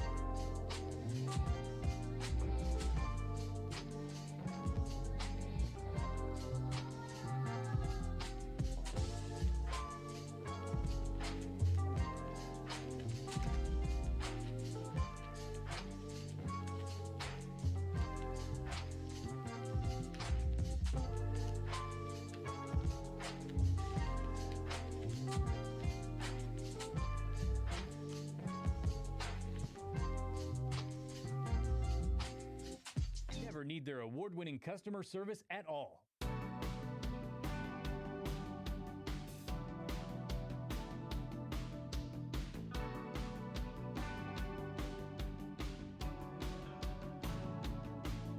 All right, we continue right here on Sports Radio 810 WHB. Jason Anderson with you, Josh Brisco. We head up until 2 o'clock. We'll hang out with Mick Schaefer coming up later on, KSHB 41 Sports Director. Right now, very pleased and excited to be joined by the co-founder of the KC Current and a big event earlier this week and what has been really a big year for the KC Current. Joining us now, Chris Long here in the zone. Chris, how are you, sir? I'm doing wonderful. Thank you, Jason. Just a pleasure to be with you. Well, I appreciate it, and it was a momentous event earlier this week, and what was the final beam going up on the stadium there at Berkeley Riverfront, the topping off of the stadium with the final beam. What was the significance for you? We talked about it a little bit here on the show, and people have discussed it locally and nationally as well, but what was the significance of that event taking place and the topping off? Surreal in so many ways. And, I don't know if you can overemphasize the significance. I feel like it needs to be in massive font and bolded and underlined. It's obviously a massive, crown jewel in the back pocket of Kansas City, but it's also something that is now international news. Mm-hmm. So from a significance perspective, we feel like we were able to not only affect the local community, but bring something even more as far as raising the bar for women's sports and therefore being such a big piece of international news. Was the I guess I'll just ask you this: when did it start to maybe become more real for you from these milestones along the way, from the renderings in May and the groundbreaking just in October? At what point when you're along the journey did it start to become real that this vision was becoming more into focus? Oh, that's such a great question, because the renderings do not do anything justice at the end of the day. And really, for me, it was that first time walking on the dirt, which will obviously become the pitch, standing in the middle of it and starting to see the foundation come up. Wow. It was really those early days. And quite honestly, as our team knows, I teared up. I just kept thinking, like, this is really going to be a game changer, and people are going to absolutely love to come here. Players are going to love it. Everyone's going to just absolutely want to eat it up. And yeah, this definitely was a tearful moment. So early on in the construction's really when you start to feel that, oh, this is happening. Yeah, it's been an awesome journey so far, and I wonder how much, and I'm guessing it has a lot to do with it because we're talking about women's sports. We're talking about opportunities that are happening here in our own city that people not only locally, nationally, but globally are paying attention to. And how much is it coinciding and was planned to go and coincide with the Title IX, and it's now 51 years of that being introduced, almost like to the week, to the month of that. Was that coincidental that it just sort of serendipitously came together because we're talking about the advancement of women's sports, or was there's something more of a connection to time it up like that to make it a bigger event than just a stadium being built? Well, I think in some ways it's serendipitous, but in other ways it's quite intentional. As an example, we have on the way when the players leave their locker room, and the stadium has 5 locker rooms. One locker room is just for the players. Nobody else uses it. And then there's 4 others so that we can host a whole, bunch of different events. But when those players leave that locker room, walking out, they'll be walking, in a hallway that has every word of Title IX written on it. That's pretty cool. So every single time they step on that pitch, they'll see that, as will all of the fans that will line the hallway that they walk out on.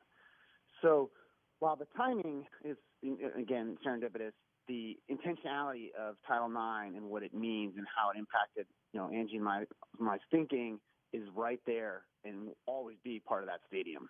When did you, Chris Long is our guest, co-founder of the Kansas City Current.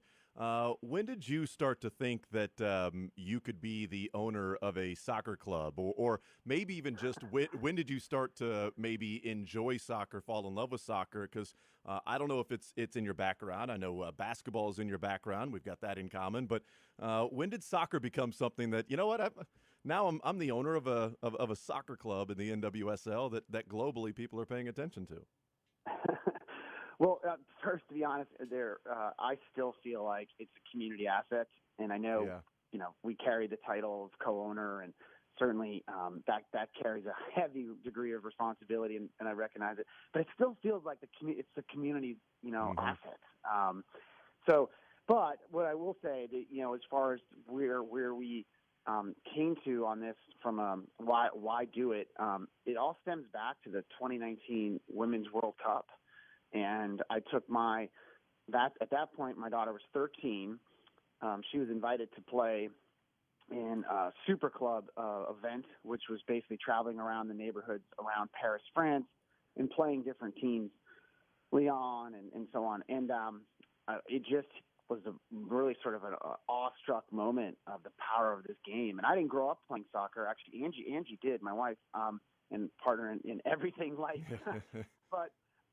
But nonetheless, not even coming from a soccer background, you could see how special the game was, and in particular the women's side of it all. And that was the spark.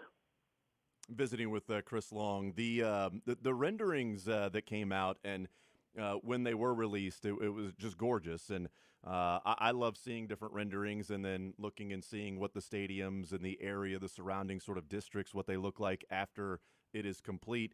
As someone who's involved in the process, those renderings are released. Do you know what they're going to look like when they're released? Are you along the way sort of as that's coming along? I mean, you've got to be so involved. I'm just always curious about, it's a release for the public, and we get to see it for the first time, and it's like, just a sight, and it's beautiful and spectacular. What is that process like for you when the final printed rendering that's going to be released to the public is shown? Yeah, we are involved in every single sign-off of anything related to the stadium. And what advice we were given when we first started this process, and it was bestowed on us by some other owners, multiple of which said, in a project like this, as an owner, you have to be on every detail, because if you miss on a few small details, those few small details add up to one big mistake. And given the level of investment and importance of this, being done right for the community, for the players, et cetera, you've got to be involved. So, we bless every single thing that goes out, every detail in that stadium. We have put blood, sweat, and tears into, down to the finishings, the exact color of everything, in there, to the selection of who's going to be, providing F&B, to you name it. We have absolutely had a hand in it. Do you feel like life is on fast forward for you right now over the past year? From it's almost a week, a year, a couple of days ago, I think it was a year, when the practice facility was opened up. From June of 2022 to June of 2023, has it felt like 2 days have gone by, or with all that's that's taken place, does it feel like it's been 10 years with so much work? Oh, Jason, it's a blur. Honestly, I this past 12, even 18 months, it's gone by so quickly. At times, got to sort of slow down and think about all the accomplishments that have occurred, as opposed to just continually raising the bar to get more accomplished. But it's been a blur. I'd say during that time, there's been so many things that have happened, but one of which is we've got the best team around the team. So, obviously people are focused on the players, as they should be.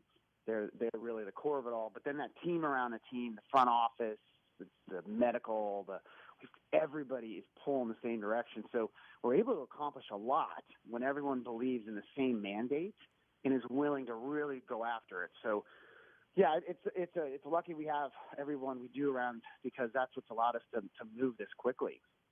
With the KC Current, Chris Long is our guest. This location, it's beautiful, and it's an area that has certainly been sort of, I don't know, ignored for a long time, and it had so much potential. It's just sitting right there, and the Berkeley Riverfront.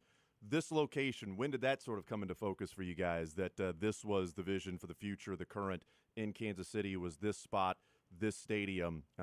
When did that sort of happen that you decided this is where we want to put this? We had gone for runs or walks down on the riverfront and always wanted to have something that was urban and, the desire to be downtown and really, within the heartbeat of the metro. That was kind of a big goal of ours. And I mean, it's crazy to say, but it happened right away. I mean, we started looking at a few different sites, and then we went and toured the Berkeley Riverfront, and in particular the parcel that we're on. And that was it. We were sold. I mean, we started negotiating immediately, and again, it was one of those things where a lot of great partners around the table. We were able to move it through really, really quickly. It sounds like when you go and look for a house and you walk into a house and you're like, okay, this is where we're living. And let's, you know what? We're not even going to look at other houses. Let's just start. Let's put in an offer right now. Well, we're standing down there. I still remember the moment. And you look one way, you've got the Kip Von Bridge, right, which is so perfectly kind of in that backdrop. You look and you see the river, right? And obviously, you think about the birth of our city and how it all happened on the river, right, with the river, due to the river. And then you turn around and you've got the Kansas City downtown skyline. I mean, it's like the perfect trifecta. So, yeah, it felt like we walked into the house of our dreams, and we needed to start moving, get all the the furniture and everything in it and make it livable. That's exactly right. Whose idea was it to show up by boat at the groundbreaking? Because that was a pretty awesome move. It was Angie and mine. I'll tell you a funny story about that. So we were invited a little bit earlier to look at another project down there and maybe be potential investors in it. And as part of that, we actually got out on a boat and we went out. We docked. We got onto the water at Caw Point, and when we were on the water, we're like, "This is just tremendous! Like, we've got to really do something." Well, the issue with being on the water there's no docking system. So when you let your boat in at Caw Point, it's kind of a precarious exercise to drop the boat in there. But we thought, okay, we could do that again. The only thing we need to have happen is we need to have a dock at the site of the stadium on the riverfront so we can actually get out and come up. And I'd love to share this, but we called a good friend, which is Henry Massman. And as you know, Massman and Clarkson Construction are doing the new bridge right there. And they actually moved one of their docking systems that was being used to service the bridge construction down to the site for us. And they did that because they just believe in the river. They believe in what we're doing. It was the kindest gesture. So I want to make sure and give a big shout out to Henry Massman for allowing that, and his team and his project leader, TJ, to allow that to happen. So it was definitely our idea, but it took a lot of people to implement it, so that was pretty special that he did that for us. Do you think I know you joked about it and said one thing at a time, but do you think there is a chance that people will be showing up to current games by boat one day? 100%. Yeah, 100%. Awesome. You're right. Everything has its cadence, and you can never do, too much too fast. But that we have visions of activating that riverfront and would love to, play a major role in that. Do you, Chris Long is our guest, when you're doing this, when you're buying into the KC Current and the NWSL and expansion coming to Kansas City and the practice facility, now the stadium that is specific for, a professional women's sports team, that it isn't just, we can have them play at a different venue. When that's going on, do you have an idea of the impact, not just locally or even nationally, but globally when all of that is going on? Yes. It's actually interesting in that you get a good feeling for the impact by the nature of the people that contact you. Interesting. And, we have been contacted by all sorts of folks, not just in women's soccer globally, in women's soccer here in our country, and, in every different division. but also other sports. And like, how did you do this? We got recently, from rugby owners, rugby team owners to a whole host of different. So when you get that feedback unsolicited, you all of a sudden realize, like, wow, this is really making a difference. People are seeing what this can be, and you can't unsee it now, right? It's there, it's happening. So I think it absolutely is something that we feel the broader impact every time we get to speak to people about it. I don't know if you view yourself this way, and maybe it's a collective, a group, as you've talked about already with the team around you and certainly Angie, but did you ever view yourself as a trailblazer in sort of any real role or any path in life to where, this team around you that you're a part of that is absolutely doing that for women's sports? And it's amazing that it's happening here locally in our beloved city, and we are being talked about nationally, that the significance of the practice facility, the groundbreaking, the final beam, what the final product will look like, along with the World Cup being, given to Kansas City and hosting games. All of that is sort of encompassing what Kansas City is going through in this birth, and you guys are a part of it. But for women's sports specifically, did that ever pop in your mind of, even as you fell in love with soccer going to the World Cup, that we can be difference makers, not just be a part of it, but we can help make a difference in it? It's just another great question. I have two points to that. I'd say, one is, you're on to something when people tell you you're crazy, right? And That's great. We got all sorts of comments from, this is, you should just be playing where the men play, and you're just going to go lose a lot of money, and it's actually not a business, and I could go on and on. How many different things we heard. So when you hear that stuff, you feel like, well, okay, that means there's something here, right? So people are pushing back that much. That means there's something here. And then, as related to that first comment I just made, we would never think of ourselves as trailblazers, but we do have one lucky ace in our back pocket with everything we do, which is our entire upbringing from a professional perspective has been being an investor. Like, that's what we've done, is we have a firm called Palmer Square Capital Management, and we invest every single day, and we think about how much risk to take to get so much return. And so we were able to really put women's sports in that lens that we've done successfully now for so long. And that is what really gave us the confidence that, not only are these people, wrong, telling us they're crazy, but, look at the numbers. This actually is something that can go to, can grow many, many multiples here in the future.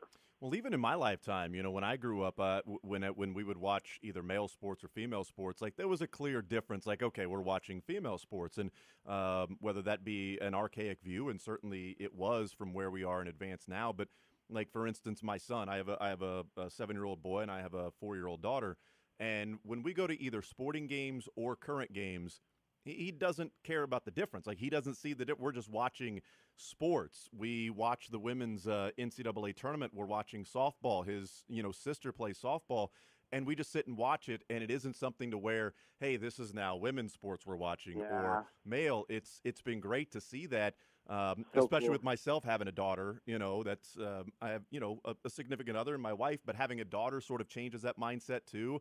But that's been it's been awesome to see, and that's just one generation from me now to my son. And I remember reading a quote, and I can't remember who it was, but from one of the players on the Current, that said, that feeling from women's sports of almost imposter syndrome and sort of eliminating that. And what I want to have happen is for my daughter to never have that feeling, to feel like, well, there's a professional soccer team and they've got their own stadium. We've got our own jerseys. We've got this. We're dropping the ladies from all of these different college teams, which is about time. That it's not just because, hey, I get the opportunity, but deserve the opportunity. And this is so significant in doing that. Oh, absolutely. There's another great story with one of our players just recently. CC Kaiser is a tremendous athlete, tremendous competitor, big value add for the Current. She grew up in this area, and you think about your 4-year-old daughter. She's growing up in a time when there's no difference between men and women's sports. She, like you said, can consume it on TV. Well, hopefully more and more, by the way. But, right. She can see it visibly with the stadium. when like CC grew up in this area, that was not there, right? But players like CC and others are really, building this future. And of course, what's nice, we could be along for the ride, in myself and Angie, but they're now, think about it, they didn't grow up with what this new generation's growing up with. So it's just amazing to think. Yeah. It's representation at its core, right? The representation is there.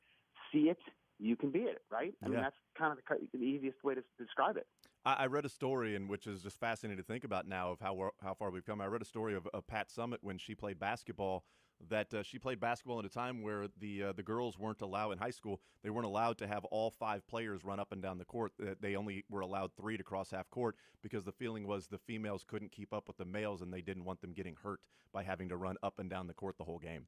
Like that's how staggering, right? It's amazing to think about that there was a time when we thought that way. Chris Long is our guest with the Kansas City Current, co-founder of the Current. It's not all just the games, the matches, and everything. It's also the part of hosting other events. How much is this going to be a part of trying to attract, whether it's concerts or different things, to this new stadium? Oh, it's a big part of it. This is where it gets again to be the sort of community asset that it is. I mean, we have discussions ongoing, Big 12, Big 10, awesome. Women's soccer, women's lacrosse, FIFA, doing the U17, kind of U23 events, rugby. The field is actually of the dimensions where it could also host American football. We have seats that can be naturally removed. There's already goalpost, things to put the goalpost in, the rigging. So concerts, and then we already have, for example, in great discussion with the mayor about I don't know what the name of it is, but basically all of the mayors are coming in 2024 to Kansas City. Mayor Q is the host. We're going to have that at the stadium. Oh, wow. So there's a lot of really cool things we'll be able to do that aren't just sports, but are, big events that bring economic development to the riverfront, to downtown, and then certainly to the broader metro. Have you? We've talked a lot about since Kansas City was granted a World Cup host site that one of the things that I'm really fascinated about, and we'll find out the dates of the games and all of that stuff. But one of the things that I'm intrigued by is these different countries is trying to find a host city, and what better place than Kansas City in the middle of the country? You're already going to be an opportunity of playing games at Arrowhead Stadium, but easy travel north, south, east, west, and the facilities we have. Have teams reached out and inquired about, using your practice facility as one of their host, or the stadium that'll certainly be open for a couple of years by the time the World Cup gets here. But have teams already started reaching out or inquiring about, a possibility of Kansas City being their host city and training where you guys train and practice and will play? Yes. So that is a really timely question. Literally had a conversation with the CEO of the Sports Commission, Kathy Nelson, yesterday, day before, about this. So that process is generally started. It still is a little undefined because obviously not every team, every country is already known as to who is participating. Yeah, right. So there's still a little bit of flux in there. But as we understand it, there's heavy interest in having base camps here in Kansas City. And I don't know the exact country, but regardless, the stats that I've seen is, these countries travel with fans that come and basically just move in for a while. And we can't wait to have our facilities used to advertise our brand, to advertise our city on a more global basis. It's exciting. It feels like it's going to come. You talk about a blur. We're talking 2026, but it feels like it's next year. Well, I mean, we were talking about at the NFL draft. It's like, hey, I remember when they announced the NFL draft, and it felt like it was going to be so far away, and then all of a sudden it's here. Or, hey, we're going to build a new airport. No, okay, yeah, we'll see when it's done. And hey, it's open, and these things along the way. It's just amazing. The being a host city for certain countries would be amazing because training is open. So anybody in the air. I just wonder what that would do for local soccer. soccer of just kids going and watching, whether it be, I've wondered because the Chiefs are now connected to Germany. They're playing in Germany. It's one of the Chiefs' home countries to have that sort of connection of, I wonder if maybe Germany, a global brand on the world soccer, like that would be amazing if they, found Kansas City to be their host site and just the access that's there. I cannot wait. I think it's such a big event and a big deal for Kansas City to land this. And obviously you guys are a big part of it. And there'll be a couple of years of watching, current games in this new stadium that just looks absolutely beautiful. And I can't wait for it to be open to go down there and just enjoy it. I appreciate that. No, we're so happy and pleased to be a part of it. And you're correct on all accounts. It's going to be a massive deal. When how do you last one, and we'll let you go. You've been very gracious with your time. The 11,500 seats, the expected capacity. How do you come to that?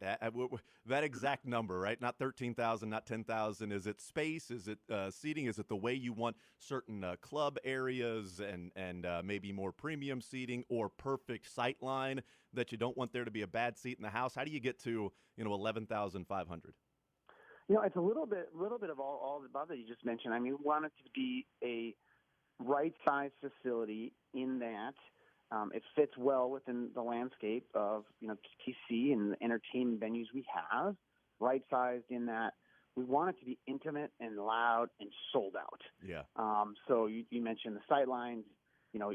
Every single seat is perfect. I mean, the seat that's furthest from the pitch is only 100 feet from the touch line. Wow. Every little piece of the design that we put into is to have it be this just really unique experience, from the F&B to the way the concourse flows to even the roof. We have a curvature, kind of unique roof profile that actually keeps sound in. I could go on and on. So, I love it. We feel really great about the size. Now there is an ability to obviously expand in the future should that be something that's additive on a whole host of fronts. But for now, that stadium is going to be rocking. I tell you, I think people are going to just never want to miss a match because the experience is going to be that good. Chris Long, co-founder, co-owner of the Kansas City Current. Chris, I really appreciate the time so much.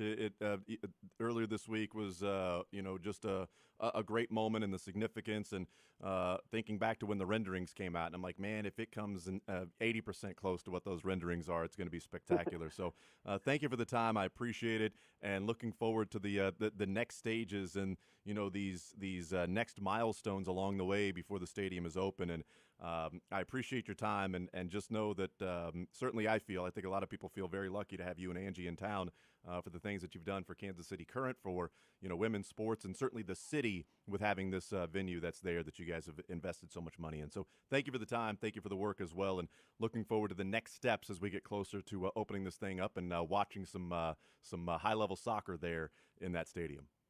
Well, thank you. It's such a pleasure to be with you. No, pleasure to have you as well. There is Chris Long, co-founder, co-owner of the Kansas City Current, and the topping off the final beam that went up just a couple of days ago for that Berkeley Riverfront Stadium. Roughly $117 million being invested by the Longs, and 11,500 seats. And so, yeah, there's a lot of significance that goes along with it, and it's just another part of Kansas City's growth and what the city, as these, I think Mayor Q said, the puzzle pieces coming together, just another puzzle piece that's there. And you hate to just say, well, it's just another puzzle piece. I mean, these are significant puzzle pieces along the way.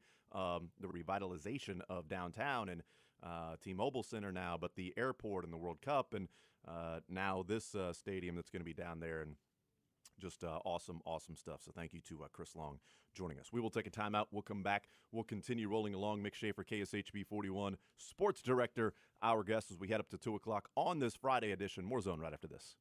You're in the zone with Jason Anderson on Sports Radio 810 WHB. Hey Kansas City, this is MJ Melendez. Tickets for Less has the best seats at the best prices, and you never pay per ticket service fees, saving you big at checkout. Score great deals to all your favorite events, local and nationwide, at ticketsforless.com, or download the free Tickets for Less app today. My little brother's friends have been camped out at our place for 2 days straight.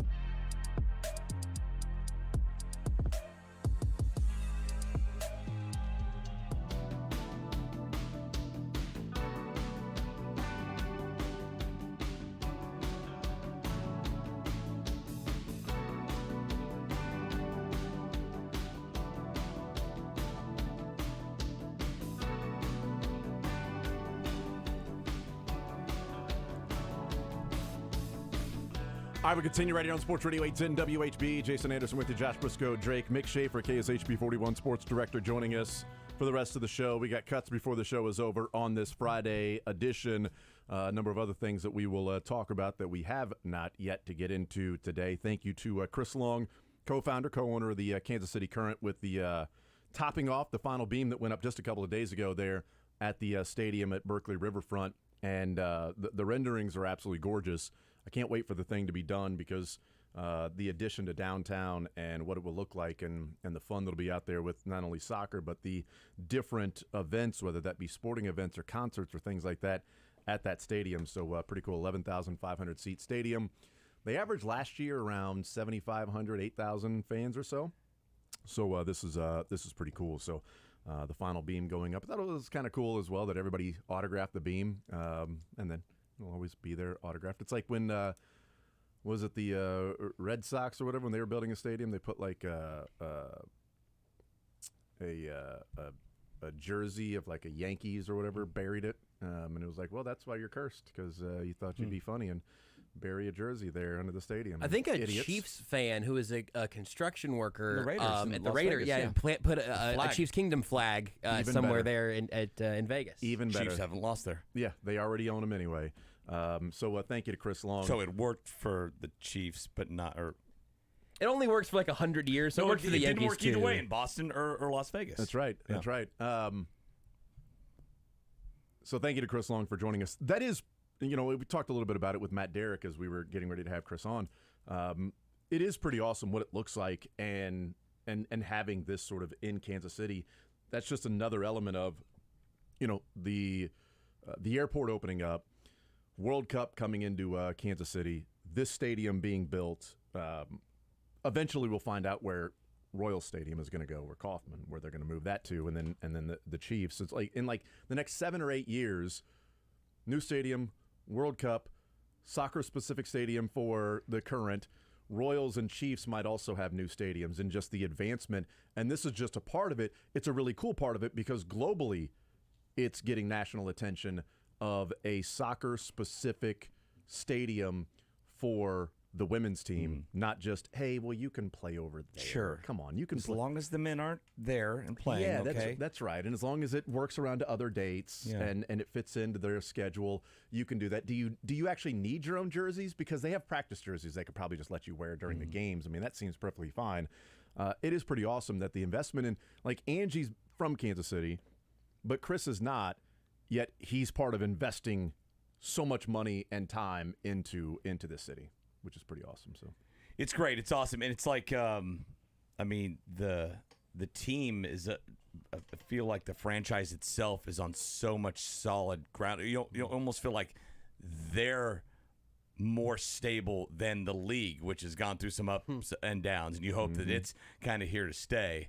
But I mean, with the financial backing, with the new stadium, with the winning that happened last year, that's not back this year. That is, it's crazy, and it kind of shows you, like, especially in soccer, right? Just the team makeup and how important it is.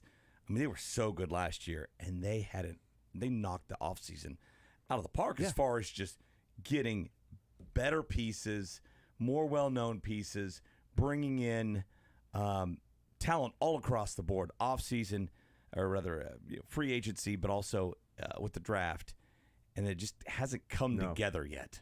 And a big part of that was so many of those acquisitions talked about the training facility, the stadium that was being built, that they wanted to be a part of this. They wanted to come to Kansas City because of what the ownership group was doing and investing, and how important it was, and what they set their sights on, what the NWSL could look like and what the current could look like in Kansas City. They attracted that, and it was going to be the next step of, building off of an awesome run through the playoffs last year as a 5 seed to play for the championship, and it just has not materialized this year. But the solid footing that you're talking about, this isn't the last offseason that free agents or other big-name stars are going to go, I want to play in Kansas City for the current, because look at that freaking stadium. That would be our stadium. The training facility, all of that. And if they're investing all of this already, they're going to continue to invest more and more over the years to make it as stable and healthy of a franchise in the sport. They need to settle on a head coach, too, because they've had 3 of those in the past year and a half. That's been an issue. That's been more volatile than anything else going on with the current. It's interesting. The building of the franchise with the facility and the renderings of the stadium and the groundbreaking and the continual construction of it has been way more stable than what's going on with the actual team, which I guess if you chose one, I'd choose the foundation and the stability of the organization overall than just team to team. That what you have there in an ownership group and the seriousness in which they are investing their time and money and efforts and vision into this product is more important than, well, you're struggling this year. Okay, you were awesome this year, but your ownership group and everything is a cluster, and good luck continuing this. The stability of the franchise, I think, over the course of the long haul is going to make the current one of the best organizations and teams in the NWSL, and there's going to be a lot of success, and they're going to continue to attract a lot of talent, because I don't know another city that's even planning this. It's even planning going the route of building a $20 million practice facility, a training facility, and then a $117 million soccer-specific stadium that seats almost 12,000 for the women's soccer. That's the deal. That the league probably should be rooting for the current to succeed and go win a cup here in the next couple of years to other franchises, so they can say, hey, see, look at that. They have that. We need that. That's what we need to get over the hump and to the next level. And it's not, it's not the MLS. It's not that level yet, but the MLS was fledgling for years and years. And then it started with it when it came to expansion. it started that you had to have a soccer-specific stadium. Like, you couldn't get an expansion team if that team was going to be playing in somebody else's stadium. It had to be soccer-specific. Is everybody soccer-specific now in MLS? I'm not sure if that do the Sounders play where the Seahawks play, or they play at Lumen Field. I think they have their own, right? Yeah, I thought they had are. their own. No, how did I know that? Yes, you nailed it. Well, the reason I thought because it has like 70,000 or something they can fit in or whatever. The Sounders, it's just and Atlanta also is they play in Mercedes-Benz, right? I feel like it is kind of that. I think that was all, but even that, I feel like Atlanta was built for that with that in mind, though. Yeah. Atlanta was built to be multi-purpose. I think Seattle. I mean, it's labeled as. I think there's probably 500 people listening that would know the answer to all of these things. Yeah, and probably probably listening, going, "You sons of guns!" Daniel Sperry when you need him. I know, right? Where is he? Probably on Sound Off on Sunday. Actually, no, I've texted him. He's on vacation. He can't make it. Is he Forrest Gump on vacation, or is he on vacation? I'm not sure. Wait, what's Forrest Gump on Doesn't vacation? matter. We can move on. But like just. Like that having that sort of vision of you're not going to get a team if you want to just play in somebody else's stadium. That's not going to be the case with the NWSL right now, but it is fascinating that the commissioner of the league is bringing Angie and Chris to different cities to talk about like how they got this done and how they were able to have this training facility and that. Now, having a lot of money themselves certainly helps, but you're probably not into ownership of a professional club, whether that's the NWSL, MLS, or whatever, unless you're probably pretty financially well off. But yeah, I mean, they start to become ambassadors of the entire league because of what they've done here in Kansas City. Yeah. It's great. And it's following the footsteps of Sporting, just how nice things are out there at Compass Mineral still, is that what they're calling it? Their training facility. And then with Children's Mercy Park, I mean, we're not the capital yet, Jason. Okay, but we're inching. We're a county seat, I think, maybe of soccer. The capital. We're inching towards it. I think it's the capital of the entire world of soccer, universe of soccer. It's the capital of not only this country, this great nation, galaxy. Maybe if you think about it. Probably, unless there's I think LA is the galaxy capital of the galaxy. That, yeah.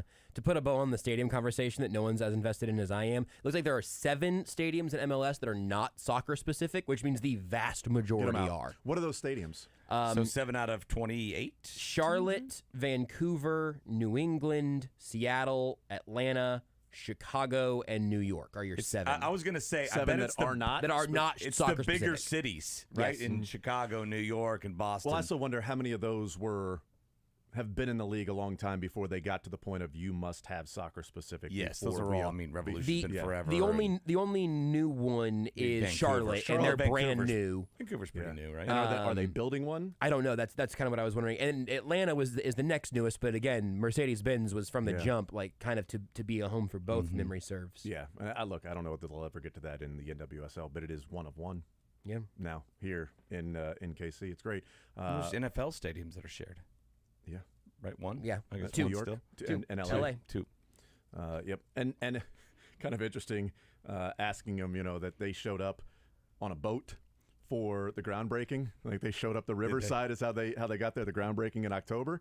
And I was like, is there going to be a way to go to the games by boat? Absolutely. Yes. We will absolutely have ways. And I'm like, you know what? Wouldn't it be great if, like, say you're coming from the north, just park, and then you could take a ferry right across? Because you can park and take the streetcar down there. It's going to have a stop at the stadium.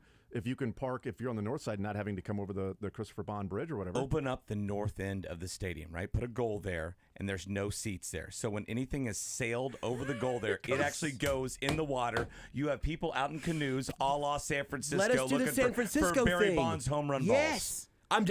I'm in. I don't really like deep water that much. I'll get in a kayak or canoe for this. That's not deep water. Yeah, I mean, it's even up to there's some do bad currents things and to you. everything. There's undertows and currents. Well, that's all. It's a river, so I don't know how. I mean, Yeah. you're in a bay there in San Francisco. You can just kind of stay stationary.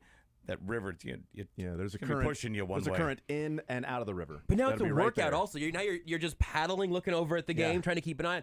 One sails in front of you. Now you're paddling double get it. speed against the current to go get it.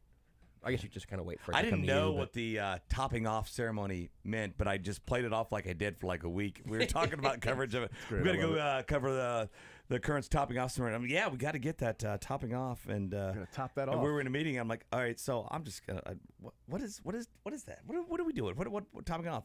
And like nobody else jumped at it. Like I think everybody else is in my boat. They're like, well, I should know what topping off means. One person's like, they're putting the top beam, the highest part of the stadium they're constructing, they're putting it on. I'm like, okay, cool.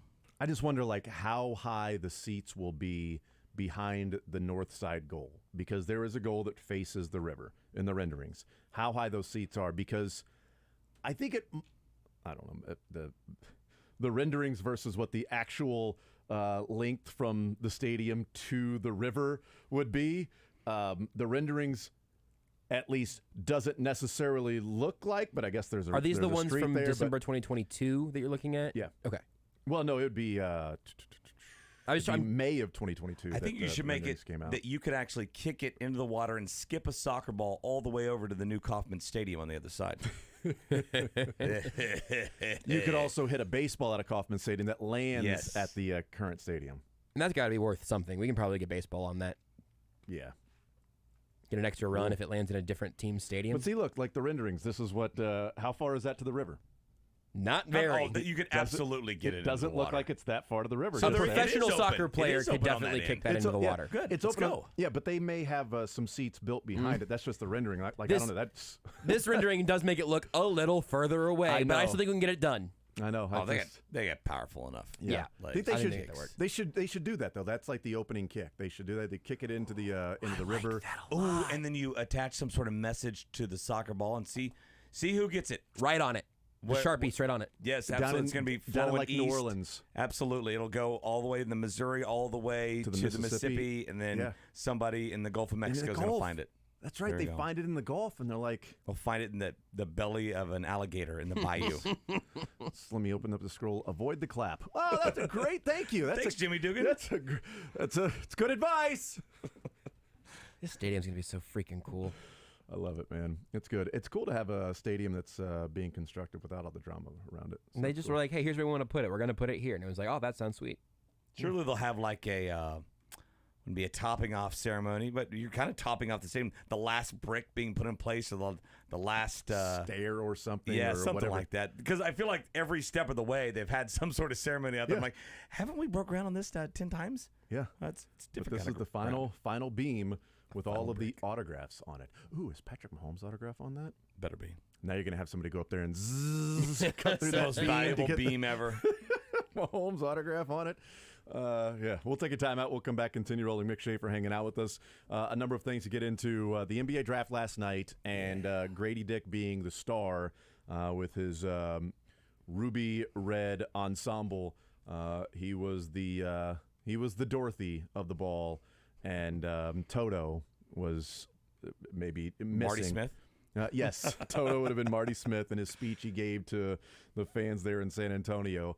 Kobe Brown, Jalen Wilson, Keontae Johnson all being drafted. Marquise Noel signing an undrafted contract with Toronto, so joining Grady Dick there. The Kansas City Royals win against the Rays somehow, as they were plus 275 to win that game. They did. Oof. And Les Miles has games vacated with bigger implications for him. That's sort of fascinating. We're going to do all that before the show is over. 913-912-4810. More Zone next. Want to see more of The Zone? Watch the show live on the Sports Radio 810.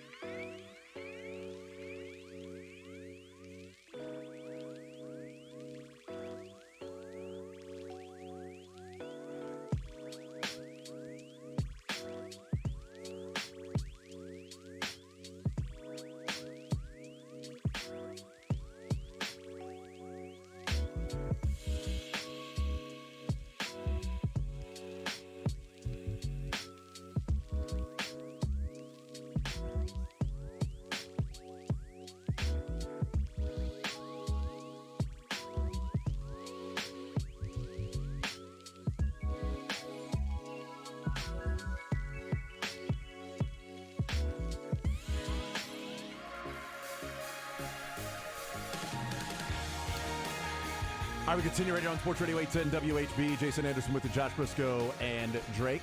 Mick Schaefer hanging out with us before he heads to the beach. Or did you just come from the beach? No, I'm going to the pool. There's a lot of beaches around here, as I, just learned. And so after the pool, golfing. Okay. But not till like 5. So are you going to golf in that? No.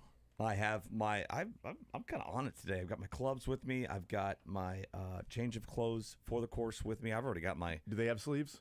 Huh? The clothes for the course. Does this have sleeves? Sleeves and a collared shirt. It's my Masters sandwich shirt. It's got like thousands of sandwiches. Yes, the pimento cheese. Yeah, it's great. What's the tank top? Who's on there? Is that the Golden Girls? Oh, that's the Golden Girls. I have 4 Golden Girls shirts, and so this one is for one each of them. of the girls. No, that's golden. That's a great question. It's a great point, and a question. Oh, I think all 4 have Blanche on them. Really? And then 3 of the 4 have Dorothy. It's a real hierarchy for you, and then huh? 2 have Betty White and the grandma. So you're Stell Getty. You're not a big Betty White guy. She's 3rd or 4th on your list right now. She's fine. She's just overrated. Yeah. Right? Wow, really? She stuck around too long. I mean, he tried to keep her She run stuck going. around. What?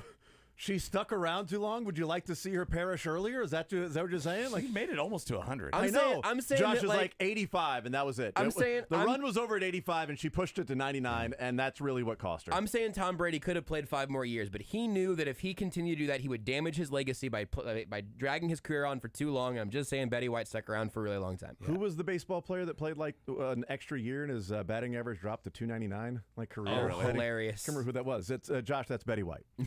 Apparently. 14 years. Stop at 85. You get to I was rooting for her to 99. get to triple digits. I'm just saying. I think that's where mixed Were you, fatigue though? comes from. Were you though? I was. Are you Not rooting- as hard as I'm rooting for Bob Barker though. I You was know gonna he's still say. kicking.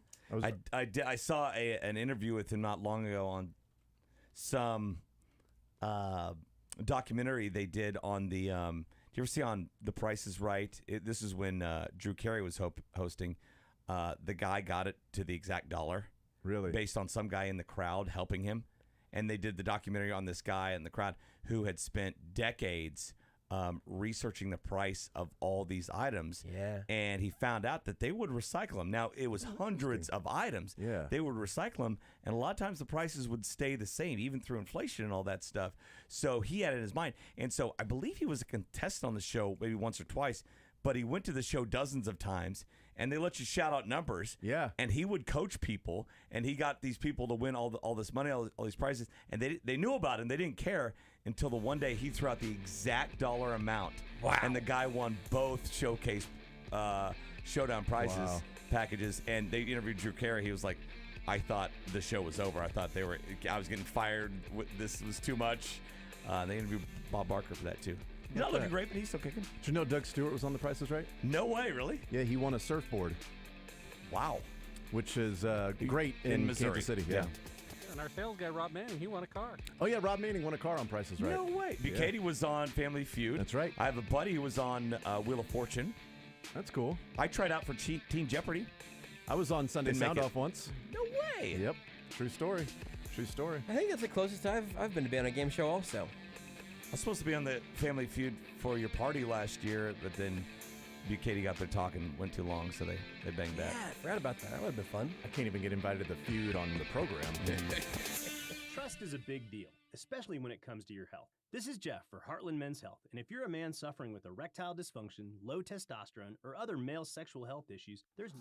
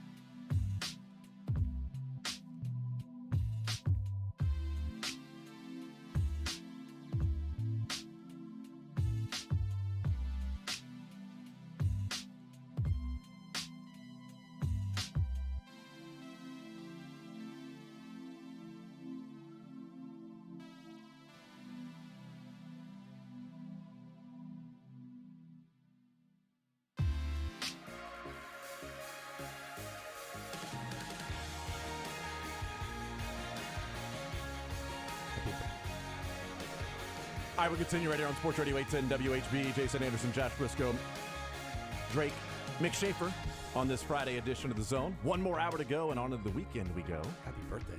Happy birthday, Jason. Happy anniversary, Mick. Thank you. Do you want to go out with my wife and me tomorrow night, just us three? Well, I don't want you to be the third wheel, so... Good one. It is your anniversary, and you are turning 23. Your marriage is turning 23? My marriage is turning 23. And my anniversary of my my birth is 43. I have now been... I've been married to the game for 43 years. In a couple months, I will have been married as long as I was single. Oh, that's a terrible thing to think about. Wow. Will you wear sleeves on your anniversary date? No. Don't. We don't really, Drake, really the get sun into is our out right anniversary now. much. Yeah. The sun is out Sun's right out, now. guns out, sky's out, thighs out, Come heat's on. out, feet's out. And so I, a couple of years ago, we were out, just us two. We tried this is weird. Just you and I just go out for a dinner and date. We just looked at our phones and talk. And we met two of my buddies who were out. They were just kind of out hanging out. And she ended up going home, and I went out with them the rest of the night. It was the best. It was the best anniversary. It was so great. I thought that was your first date. Yeah, What was the first date? That was the night, yeah. Well, anyway. Our first date was to the Green Door in Ark City, Kansas. Wow. She was As one typically is. senior in college. I was a sophomore. High school? In high school. Yes, no, in college. Oh, wow. The Green Door. Okay. Remember it well. Jason, what was your first birth like? Scary. Yeah, terrifying. It's like, what's going on? Where am I going? What is this You were place? so scared that you don't even remember it. Yeah, I mean, it was Put just it out of your memory. Where am I? Who are you? Put me back in. I don't know what's going on. Why are you cutting that? Leave that alone. I can't move. What's going on? I gotta poop. That's what I remember of it. I don't even have to cut anything else next week. This show's given me a lot to work with. Green Door is a Mexican restaurant? Yes. It says permanently closed, however. Yeah, I mean, that's a long time ago. That was would have been 25, 26 years ago when we went. Yeah. It was a staple. So down there, I mean, there weren't too many places to take a date to if you're from Caldwell, Kansas, or Argonia, Kansas, where we were from. Is either Wellington or Ark City. And so you take them to a different But city. we were going to school in Winfield, Kansas, at Southwestern College, and so Ark City's like 10 miles away. So nice little drive. It's a 10-mile drive just to go and get some food. Get some food. That's great. First date. Watched. Was it a blind date? No, I don't. I've known her pretty much my whole life. Oh. Watched Three Amigos, I believe, after that, in her dorm room. I know how to treat a lady right. We get that chimichanga and Three Amigos. Thank you. Tres Amigos. Tres Amigos. Thank you. She never seen it. I'm like, well, this Well, is then, maybe not going to work out. then. Wait for your life to be changed. You're so Wait. old. You have been married for so long that somebody not seeing Three Amigos had to immediately be rectified. Wait till you meet Ned Niederlander, okay? Or in the scene with the singing bush. Oh my gosh. Josh probably still hasn't seen it. No, I haven't. But also, Mick hasn't tried to marry me, dang so it, man. I need some stakes attached. You're close. You've seen one Amigo. You got a couple more to get there. I've seen one and about Do you half know- of the second. Can you Amigo. name any of the people in Three Amigos? Is that Steve Martin? It's one. There you go. He just did. I got one The Amigo answer is for yes. sure. I don't know the rest of the cast. Martin Short. I almost guessed Martin Short because we watched Only Murders in the Building recently. And who love else? that. Come on. And along, Selena right? Gomez. Not. She was not in Three Amigos. Oh, okay. Who else? Oh. Chevy Chase. Oh, okay. Yeah. Saw him in Community. That old man? He was not an old man back then. The 80s were his funny decade. Yeah. Yeah, that's true. That's true. Only Murders in the Building is awesome. It's really good. Really. Need to start it. Really I'm enjoyed halfway through Barry. Barry. It's getting really dark. I don't know how we're going to get out of this. The last season Yes. gets pretty dark. 4 or 3? The last season, whatever the last season is. It's I don't even 4, know. okay. Yeah, it gets well, pretty dark. It's pretty dark right now. Yeah, it gets even darker. So, Barry. all right. It's amazing that that show gets that dark and is that good, and it's Stefan from SNL. Like that, like his range is unbelievable. He's really good. He looks, he reminds me of you. You remind me of him, yeah. I've never heard Bill Hader before. Well, he talks a lot in Barry. Tall, dark head, and you both do impressions well. I think if you grew your hair out a little bit, maybe. He does a really good Denny Matthews. He does. Does he really? Yeah. That's awesome, man. I've tried. I'm not there yet. That's the good thing about Barry. He doesn't do. That's not part of his. He doesn't do impressions on the show. It's a totally different character. Can he do an impersonation of Bill Walton? So he can have Denny Matthews all he wants, but he does Bill Walton too. Dang it! What about? I don't know, but I bet. What about Christopher? The hottest club in Kansas City is either in the East Village or North Kansas City. We're not sure yet. What was that? Stefan little character, but it's about Kaufman it's moving. Called Kaufman, it's and instead balls will be flying out. See, that's better.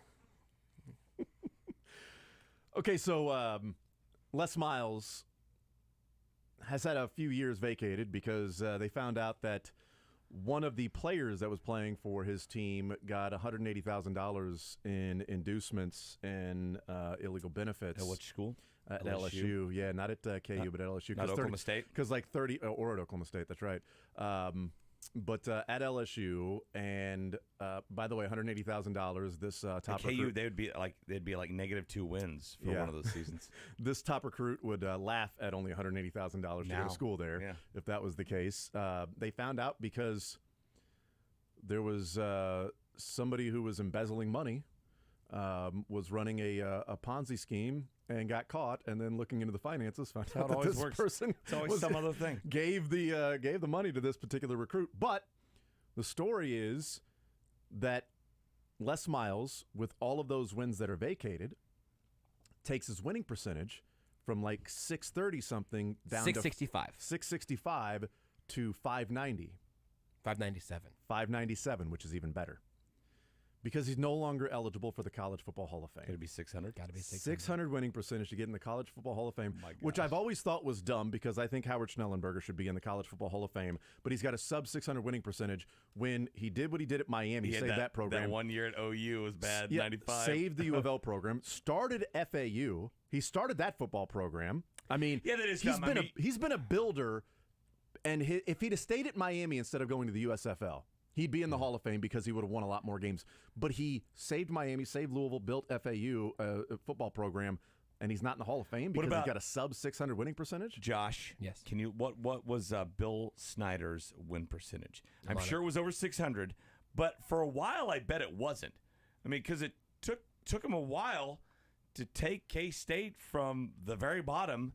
I bet it was 647 on his career. Yeah, so like late 90s when they had Michael Bishop and they were going to the Fiesta Bowl and all that stuff, they're up and running. I bet he was not to 600 yet. Yeah. Probably not. So that is dumb. And they're like, okay, you that shouldn't be a hard and fast rule. I agree. How far do you want me to go into the career for the math here? Well, it's not giving me the little summaries anyway. For Bill Snyder? Bill Snyder, yeah. In 2000, by then people were probably already talking about him for Hall of Fame. What he's done, they already call it the greatest turnaround ever. What can you tell me what his win percentage was in 2000? In 2000, because they had a couple of 11-1, 11-2 years. 2000 was the fourth straight year of 11 wins. Yes. Yeah. So by then, I think he was probably okay. Because before that, he had 9-10, 9-9. So he was, as of 93. But still, I mean, he had those years in 89, and 90, and 91, 92. But 93 is when it was like, okay, he's got him up and running. They were 1-10, 5-6, 7-4, 5-6. How do you remember that? 9-2, 9-3, 10-2, 9-3, 11-1, 11-2, 11-1, 11-3. Yeah, once it got to 93, once he had 4 years of building, it was just. So do you think from 2000 to, I mean, now, do you think it dropped till his last season? His win percentage? It definitely did over the last 4 years. I think it would have because he got to 4 double-digit win seasons after 2000. He had 4 in a row, and then 4 the rest of his career. Okay. As if I'm looking at right, yeah. Yeah, so he had 4 the rest of his career. But if someone like Bill Snyder is that close to the threshold, it's dumb. It's a dumb rule. Yeah. Do you want to know my favorite part about the Les Miles thing? Yes, please. If they vacate his years at Kansas, he becomes eligible again. He was 3-18 at KU. You only vacate the wins. You only I want to vacate these years. No, you vacate. Why do you have to hold on to the losses? Because he was 3-18 at KU. Because you can't take away the other team's wins. They won the game fair.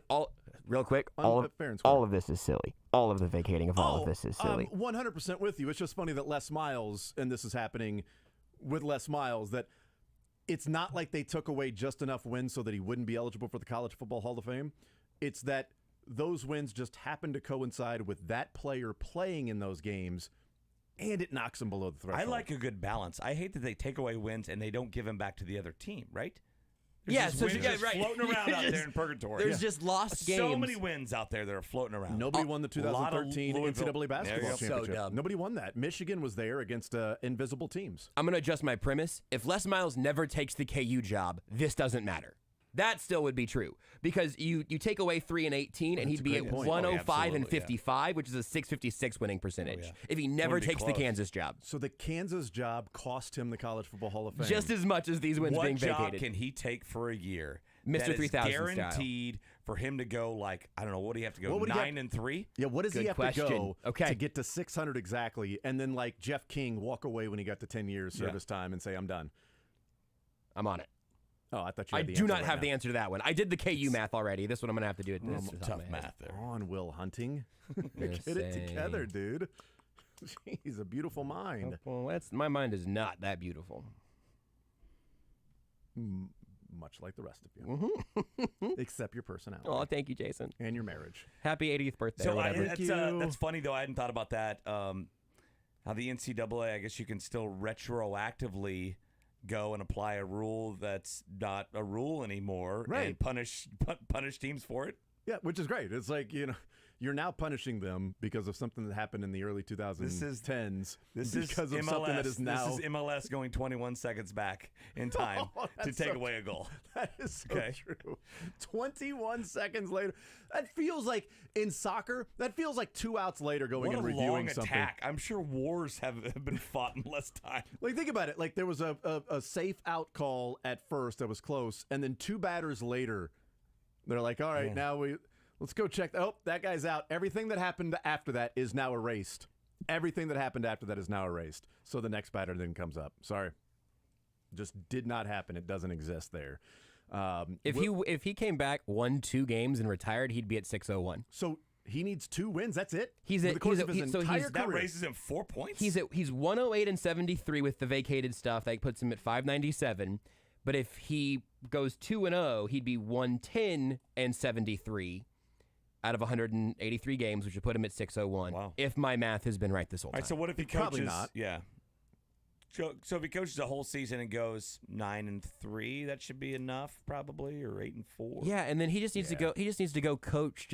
Look, man, we're giving college jobs to guys who've been fired and disgraced at a pretty high rate already. I think Les Miles has a stint at Liberty in him any day now. He didn't do enough bad stuff. He needed to do more. He needs to. There's not enough stuff that was covered up for him to go to Liberty and get that job. They need somebody who's really serious about winning. How dumb is it that I don't remember Vidal Alexander? I don't know how much he played. I don't know how good he was. I don't know anything about this man. But his eligibility has erased all of his LSU wins. Well, I know he played in at least 35 games. And he's a guard for the St. Louis Battlehawks. Take that, haters. 7th round draft pick in 2016. Go haters. The NBA draft last night, Mick. Josh watched every second of it. I did. And live from the B&B theaters where I was watching Asteroid City. Yeah, I forgot he was at the premiere of Asteroid City last night. So I asked him about watching the draft and the experience and everything because my takeaway last night, there's a number of things that we can talk about certainly locally, but for whatever reason, and I love the draft, I love the NFL draft, I have fun, I sit down and watch it. My attention wasn't kept last night. In last night's draft, I found it to be kind of just milquetoast and boring and wasn't enjoying it at all. And I don't know if it's because of the lack of star power. I was going to say you hadn't heard of anybody. Yeah, I think that's Grady Dick. That's probably a big part of it, but I don't know. The funniest, most entertaining part was what Grady Dick was wearing. If Grady Dick showed up in just a regular suit and tie, there wouldn't have been any sort of flair to last night. Did you watch he brought the flair. Did you watch the ABC version or the ESPN? I watched the ESPN version. I did too. Monica McNutt had pretty much the same interview with every player and their family. Goal. How proud of you are your son. And then I can't remember who it was, they handed the mic to the dad, and the dad was like, no, I don't want to, and just handed it back to the mom, and it was like, that was a fun little There was one interaction mom there who that was like, oh. How proud are you of your son? Very. Mm-hmm. Very proud. That was it. We're like, oh, this is going to be a quick one. I like the Santa Clara player's dad was like, they're getting a dog. They're getting somebody that is working harder than everybody. They are getting somebody just like he was the hype man for his son. Nobody else was like offering that. But yeah, it was kind of just a generic. Well, and it's funny, like we were talking about before, the NBA draft has turned into the first round is all guys with measurables, young guys. You're projecting their talent. You want to get these guys in your system early. The second round is the guys you've heard of, right? The stars of the NCAA tournament, the guys who have been in college for 2, 3, 4 years that you know, the Keontae Johnsons and the Jalen Wilsons, right? Mm-hmm. They go in that round. Jalen Clark. Jalen Clark for UCLA. Emoni Bates. Isaiah Wong, Miami. Yeah, that's right. Jordan Walsh at Arkansas. To me, like I thought it was going to be the round for Kobe Brown, and he slips in. What a pick! He goes the last pick of the first round. That's just awesome for him. He had Adam Silver announce his draft pick. Like I didn't think there was much. He was plus 800. He was 8-1 odds to be a first round draft pick. Wow. I almost put a little money on it, but I'm like, everybody's got him in like the 40s. Like I'd seen him in like in the 50s too, late, and so good for him. We had an intern put all of these things together of the probably our drafts. handsomest intern, I would argue. No, there's nothing beautiful about this. Oh yeah, person. we covered that. Yes, Josh actually did this of all. There's like 10 different mock drafts and things like that of the different players, and 2 of them actually had Kobe in the first round. Sam Vicini had him going 29th to Denver, and then Brian Kalbrowski from For the Win had him going 25 to Memphis.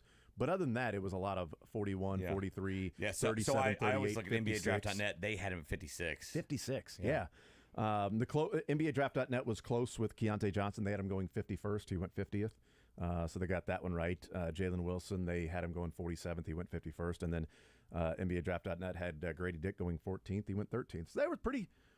Out of all of they were pretty close. Sam Vicini was pretty close on a couple of them, but I didn't think Kobe was going to make it into the first round. I didn't think Jalen Wilson was going to last that long. I didn't think he was going to be there at 51. I didn't expect out of the 4 players for Jalen Wilson to be the 4th of the 4 players that were expected to be drafted. Be the second. I did too. I thought Jalen Wilson would be the second pick somewhere along the line, and then it'd be. I thought it'd be close with Johnson. I mean, Keontae's. I mean, he's so athletic. I mean, I don't know if the health stuff is a his big red measurables flag. His measurables are smaller. when with the shoes off, height wise. Yeah. I mean, his arms are like a 7'1" wingspan, but he's like 6'4". He's with like his 12 foot when he jumps. So. That is exactly right.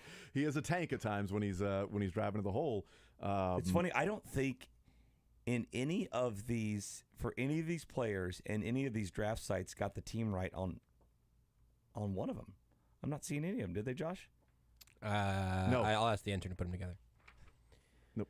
Well, I felt like there was one that got the team but not the slot. Sam Amico had Jalen Wilson going 22 to Brooklyn. He went 51 to Brooklyn. There you go. All right. I'll give him that, I guess. Maybe he knew the Nets liked him. I don't know. That's pretty good. I mean, it's pretty close.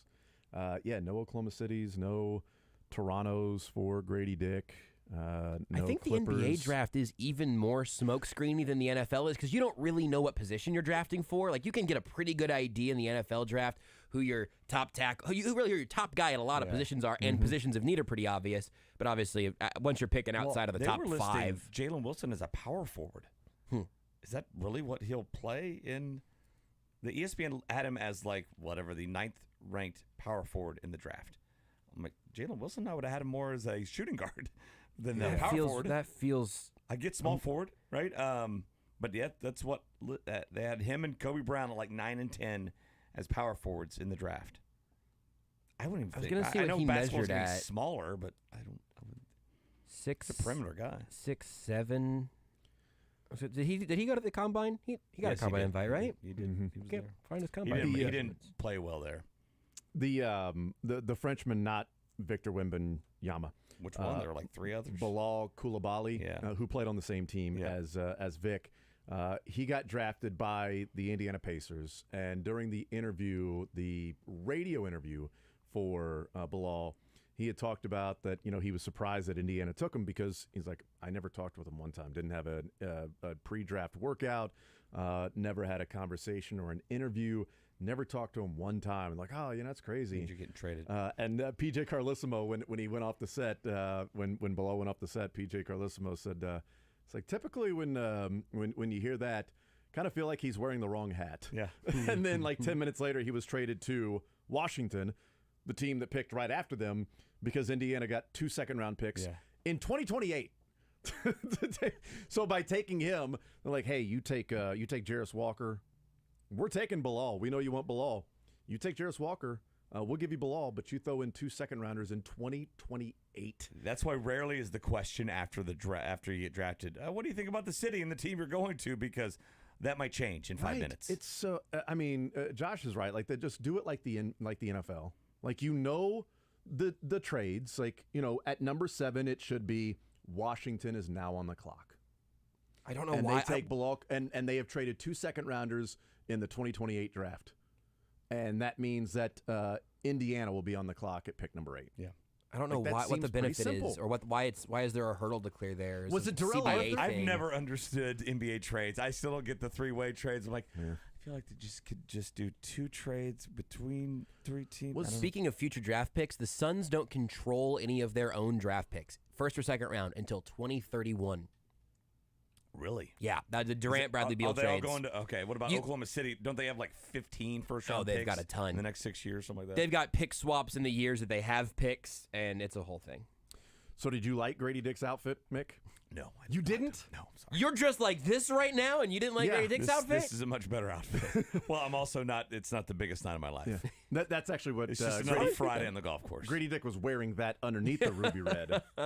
Ensemble. No, I think the jacket by itself with like a normal white dress shirt would have been fine, but the whole like turtleneck underneath going up to just kind of choke him there, that's really threw me off. I like the crazy jackets and everything. You see those all the time. I think it's cool, and they personalize them inside the coat and all that stuff.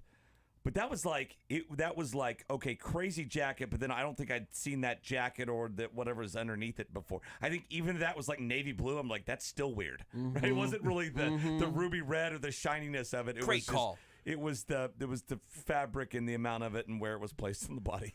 I did love. We talked about this in the first hour. I loved the jokes that were on Twitter about that, with him looking like a Russian figure skater that just got a bad score.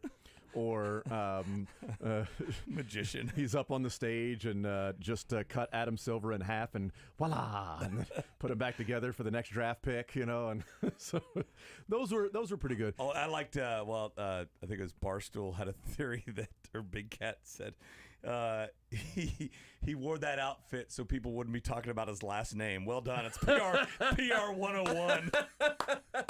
I did enjoy, because I'm a sophomore. But I read at a junior level. Junior as in kids. I did love we thought he would go like in the top 10, but still no dick pics. Still nothing. So, hey, why don't you shut up there? Yeah, you be quiet, Watch. I don't need you looking up that. Hey, Siri! No! Shut up! That was odd. Bad timing is what that was. Great timing. Again, Jason? Yes, it's used to certain phrases that it hears a lot. We'll take a break on this. That what I appreciate about Grady Dick and the time from him being a McDonald's All-American to last night is the picture of him at the McDonald's All-American game with him laying on his stomach and his, his fists underneath his chin and his legs behind him with the basketball, and then the Funky Town video and the different things. He's embraced his awkwardness, and then the outfit last night. He doesn't care what somebody thinks, or not only what they think about him, but what they're going to say about him. Because you take the picture of the McDonald's All-American game like that, people are going to start making fun of you. Your last name is Dick, and you do that, and people are going to be. You do the Funky Town video. He's very close to Woody Harrelson and White Men Can't Jump, right? I'm just gonna chase this stereotype, something, right? I'm gonna this pretty look like a geek or a dork, but it's great because he's like. This is my personality. My personality is who I am. But he doesn't seem to live his life like I'm going to do this, but what are people going to think of it? If I do this, like, I'm going to wear this, but what are they going to think about wearing this? Like, it's pretty refreshing. That his haircut's just pretty regular. Just got the part right. It could be a lot more modern and cooler. Good point. I know a lot of kids his age, and they don't have that haircut. There is something endearing about just simply saying, I don't care. I know you're going to make fun of me, but I'm fine with being that part of the conversation. It's boy named Sue, right? He's had that last name for a long time. He's been hearing it since first grade, right? What's the grit in the teeth and your scars on your hand? I'm the reason you got that. My last name's Dick. That's why you got that, Grady. You better be good at playing basketball. We'll take a timeout. We'll come back. We'll continue rolling. We'll tell you who's going to raise the roof this weekend. We got cuts before the show is over. More Zone next. You're in the zone with Jason Anderson on Sports Radio 810 WHB.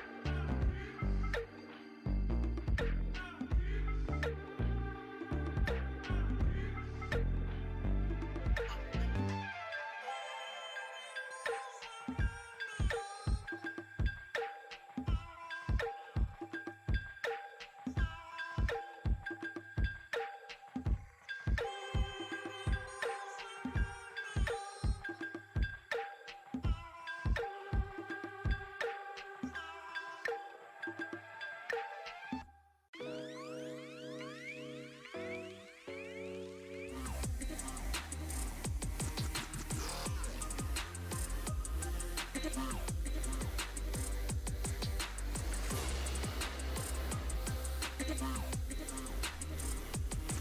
right, we continue right here on Sports Radio 810 WHB. Jason Anderson with you, Josh Brisco, Drake, Mick Schaefer hanging out with us, KSHB 41 Sports Director. You can listen to The Rich Eisen Show on ESPN Kansas City Monday through Friday from 6 o'clock until 8 o'clock at night, and The Rich Eisen Show on ESPN KC. He had Robert Griffin III on yesterday, RG3, some call him. And RG3 apparently has connections to the Bills, maybe Tiggs, I don't know. But he weighs in. This is an answer for RG3, a question follow-up from Rich Eisen, and then RG3 weighing in on, hey, what's going on with Stephon Diggs and the Buffalo Bills right now? I think the Bills need a happy Stephon Diggs to win the Super Bowl. And if you notice, I didn't say motivated because I think he's always motivated. I think he's always working his tail off to be the best. But when you have a happy Stephon Diggs, I mean, since he got to Buffalo, he's tied for first in catches with Devontae Adams. He's sixth in receiving touchdowns, and he's fourth in the league in receiving yards. So that's a happy Stephon Diggs. Him and Josh Allen seem to have a bromance rolling, it felt like, for years there until there was the problem with their game against the Bengals in the playoffs. So I think it's clear this is a personal thing between Josh and Diggs. And they have to get their partnership back on the field, and that's part of playing quarterback. I think Josh Allen's running into that right now. Everything is fine until it's not fine in a relationship when it comes to a quarterback and a wide receiver like Diggs.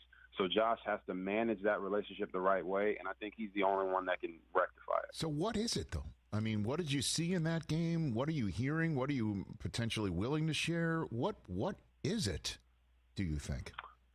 Yeah, Rich, that's why you're a great interviewer, man. You know when people have information and they're trying not to say anything. So I've talked with people close to the situation, and really what it boils down to is in that last game against the Bengals, Diggs was the most targeted receiver in that game. I think he had 10 targets in that game.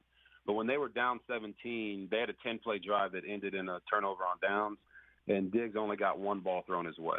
So you would think that a player of Diggs' caliber with the relationship that he has with Josh Allen, in those moments he would look to him more often, and that didn't happen. I think that was something that why we saw Diggs hold his hands up, looking at Josh Allen on the sideline when they had the little tiff that was shown on TV.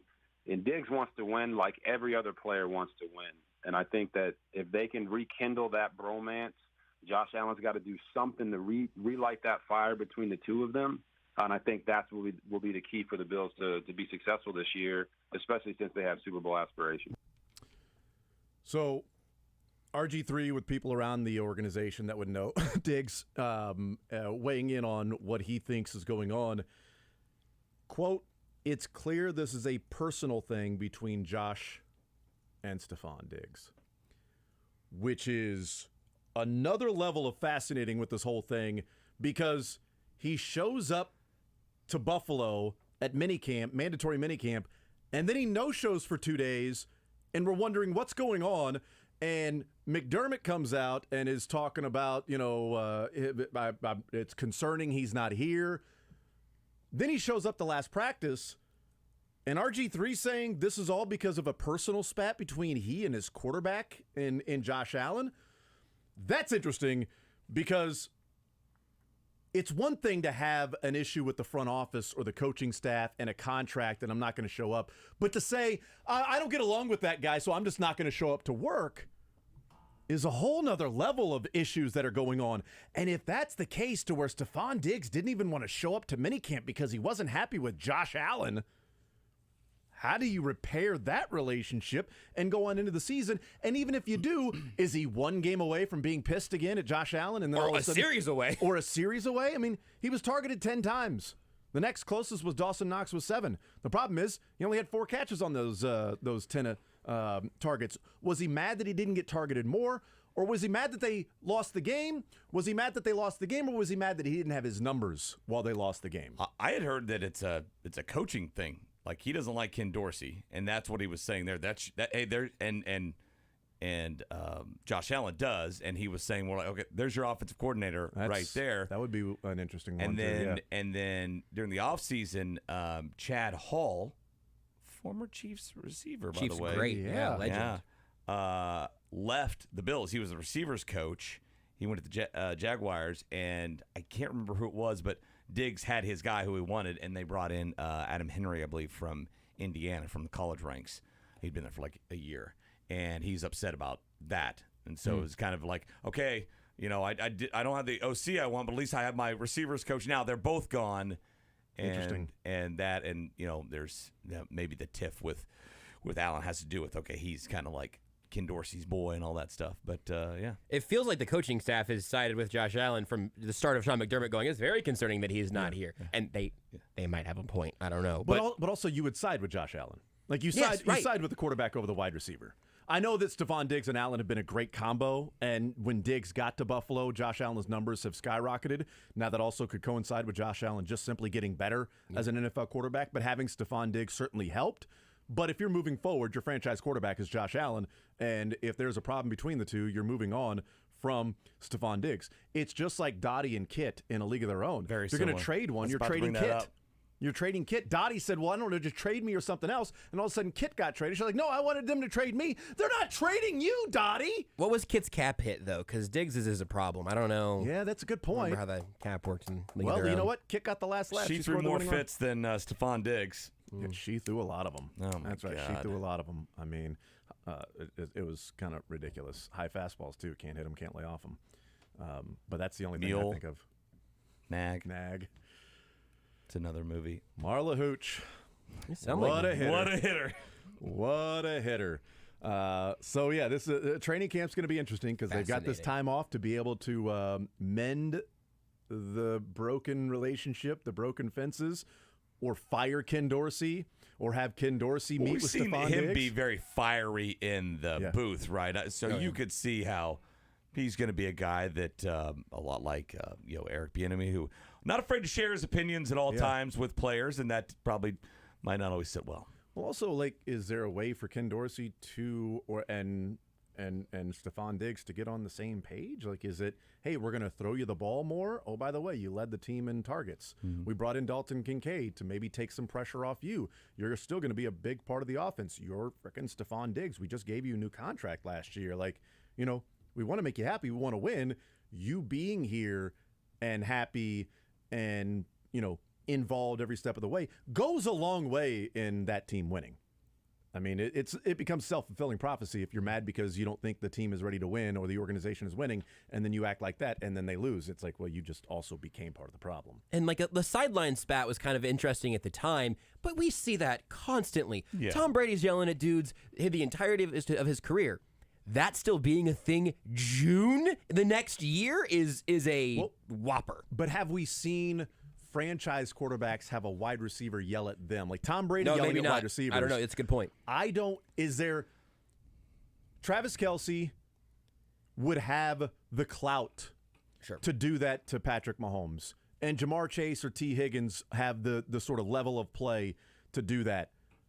I can't imagine Travis Kelce or anybody doing that to Patrick Mahomes or Joe Burrow or anything. But Stephon Diggs did it to Josh Allen. Is there something about Josh Allen on that team that felt like I can just do this to him and nobody's going to come up and take his back and come get me? Where if Travis Kelce did that to Patrick Mahomes, I bet you'd have a whole team going, Travis, what the hell, man?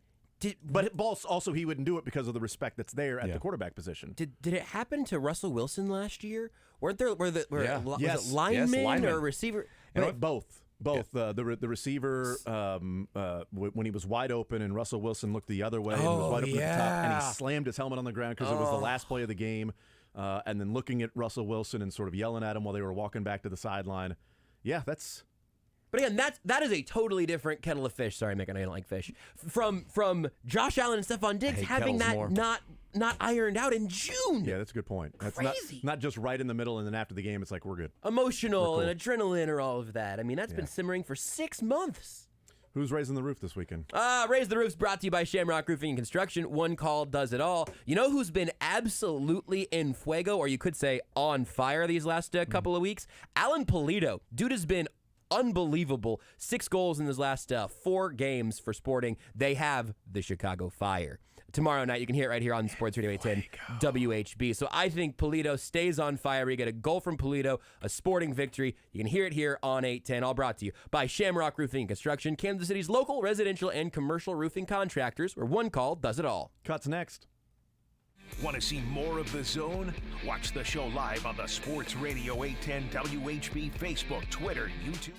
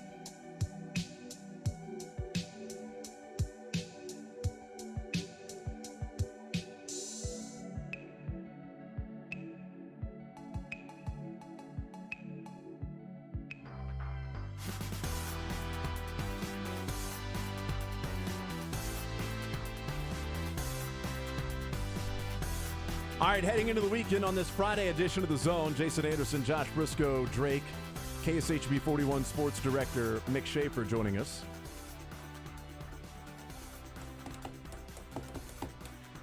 Hey, let's get the cuts, Mick. You ready? Oh, Ready I to can't wait. Hey, you want some shirts that you want to cut some sleeves off of? Let's cut it. Let's get This some. came as a tank top. I didn't cut it Cut off, that. obviously. Good for you, man. It looks great. What are the cuts? Let's take it away, Drake. There's a button I should probably press first. Oh, okay. Actually, that is part of the cuts. That was the a cut. first one. But I tell you, I like dick from Kansas. Oh boy, it was that. That was Fat Joe. Fat Joe. Acknowledging right off the jump that I'm fading Dick in a contrarian way. Oh my gosh. Are we going to do this? We doing this, Josh? I read that. That was not my words. Victor Wembanyama. Almost got it. Dang it. I've been deciding what I'm going to eat whenever you have me and Dylan over to have dinner at your guys' house now. Well, we just don't have time to make stuff for you. I'm sorry. Oh, it's that's so really busy. strange. We're busy It's that just- night. Yeah, We're I actually mean, it busy doesn't- that night. But I'm pretty So- sure that you can get this heated up in just minutes and still get all of the What night were you nutrition guys and free? everything. Just whenever, We're whenever busy. you're We're available. busy that night. Just whenever Actually, you're we're free, actually really. busy that night. It's like the night that big little Everett's man got a doesn't have he's got a practice baseball game or that a night. game or anything. You know what? He's headed out to the Little K. I'm starting to think Jason doesn't want to have us over, Chuck.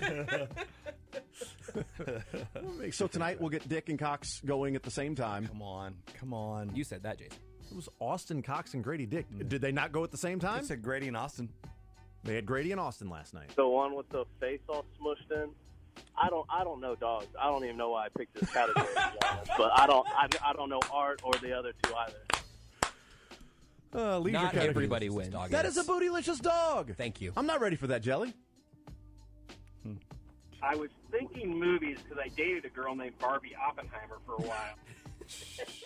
That's true. Zach Eflin and pretty much nobody else. Like that's the way they do things. It is literally Eflin and nobody else. Yeah. And by the way, his name is Eflin. If you're not a big baseball fan, we're not, putting in right. It's not like Jeff effing Passan. No, it's Eflin is his name. Yeah. It's also Jeff effing Passan. The problem with this team was never its size. Oh, yeah, the problem with this team last year was the fact they didn't have playmaking. And they just traded their best playmaker, and they tried to trade their second best playmaker earlier, and I don't understand what they're doing. Porzingis is going to play 45 games. He's not going to be an improvement. They're going to have just 3 big men next year that they're all play the same position, and 2 of them are injury risks. And I don't get it, unless they think they're somehow getting Chris Paul, which then they're just going to have the same problem with the logjam at point guard that they've been having this year, which is why Peyton Pritchard wants to leave. I don't get it. The reason this team was awesome 2 years ago was because they turned into the 96 Bulls on defense, and Marcus Smart was the biggest reason of that. What the So that was Beards. He's on the radio now? He left him a voicemail. No, he just left a voice message, and it was like 55 seconds of very serious sports talk with a cat in the background, and then a great dismount. And the cat was agreeing with him. Yeah. Yes. It's How's been your- tough in our house. I was gonna say, how's your son feeling about Marcus Smart being it's traded? Tough. He said there's no way in hell he'll ever cheer for Memphis. He is a Boston Celtic, but he is in mourning right now. Just wondering what Marcus Smart's going to do with his hair naturally green. Like, what does he do now? I don't know. What is it, kind of a I heel? guess you can say Friedel had a lane because he slid between Salvi's legs and touched the bag. Whoa! He slid between Salvi's legs and touched the bag. That wasn't on purpose. Was it a bag there or a plate? Because I immediately said plate. I said Yeah. touch the bag, touch the plate. Not in the clip, you didn't. No. Yeah, not in that You clip didn't that you immediately say it. I did, because they You could have they been even- quicker saying They it. even more immediately cut it off. Go ahead. And he's also started 4 games with a 3.9 ERA, 23 innings, 25 strikeouts in that time. And you were standing in line for most of them. That's really good. That was good. And my son was one of the strikeouts. He got to bat. SFA Athletic Director Ryan Ivey addresses a crowd of well-wishers outside the Baker Patillo Student Center in 2019 who are welcoming home the Lady Jack bowling team. Mike Hogg!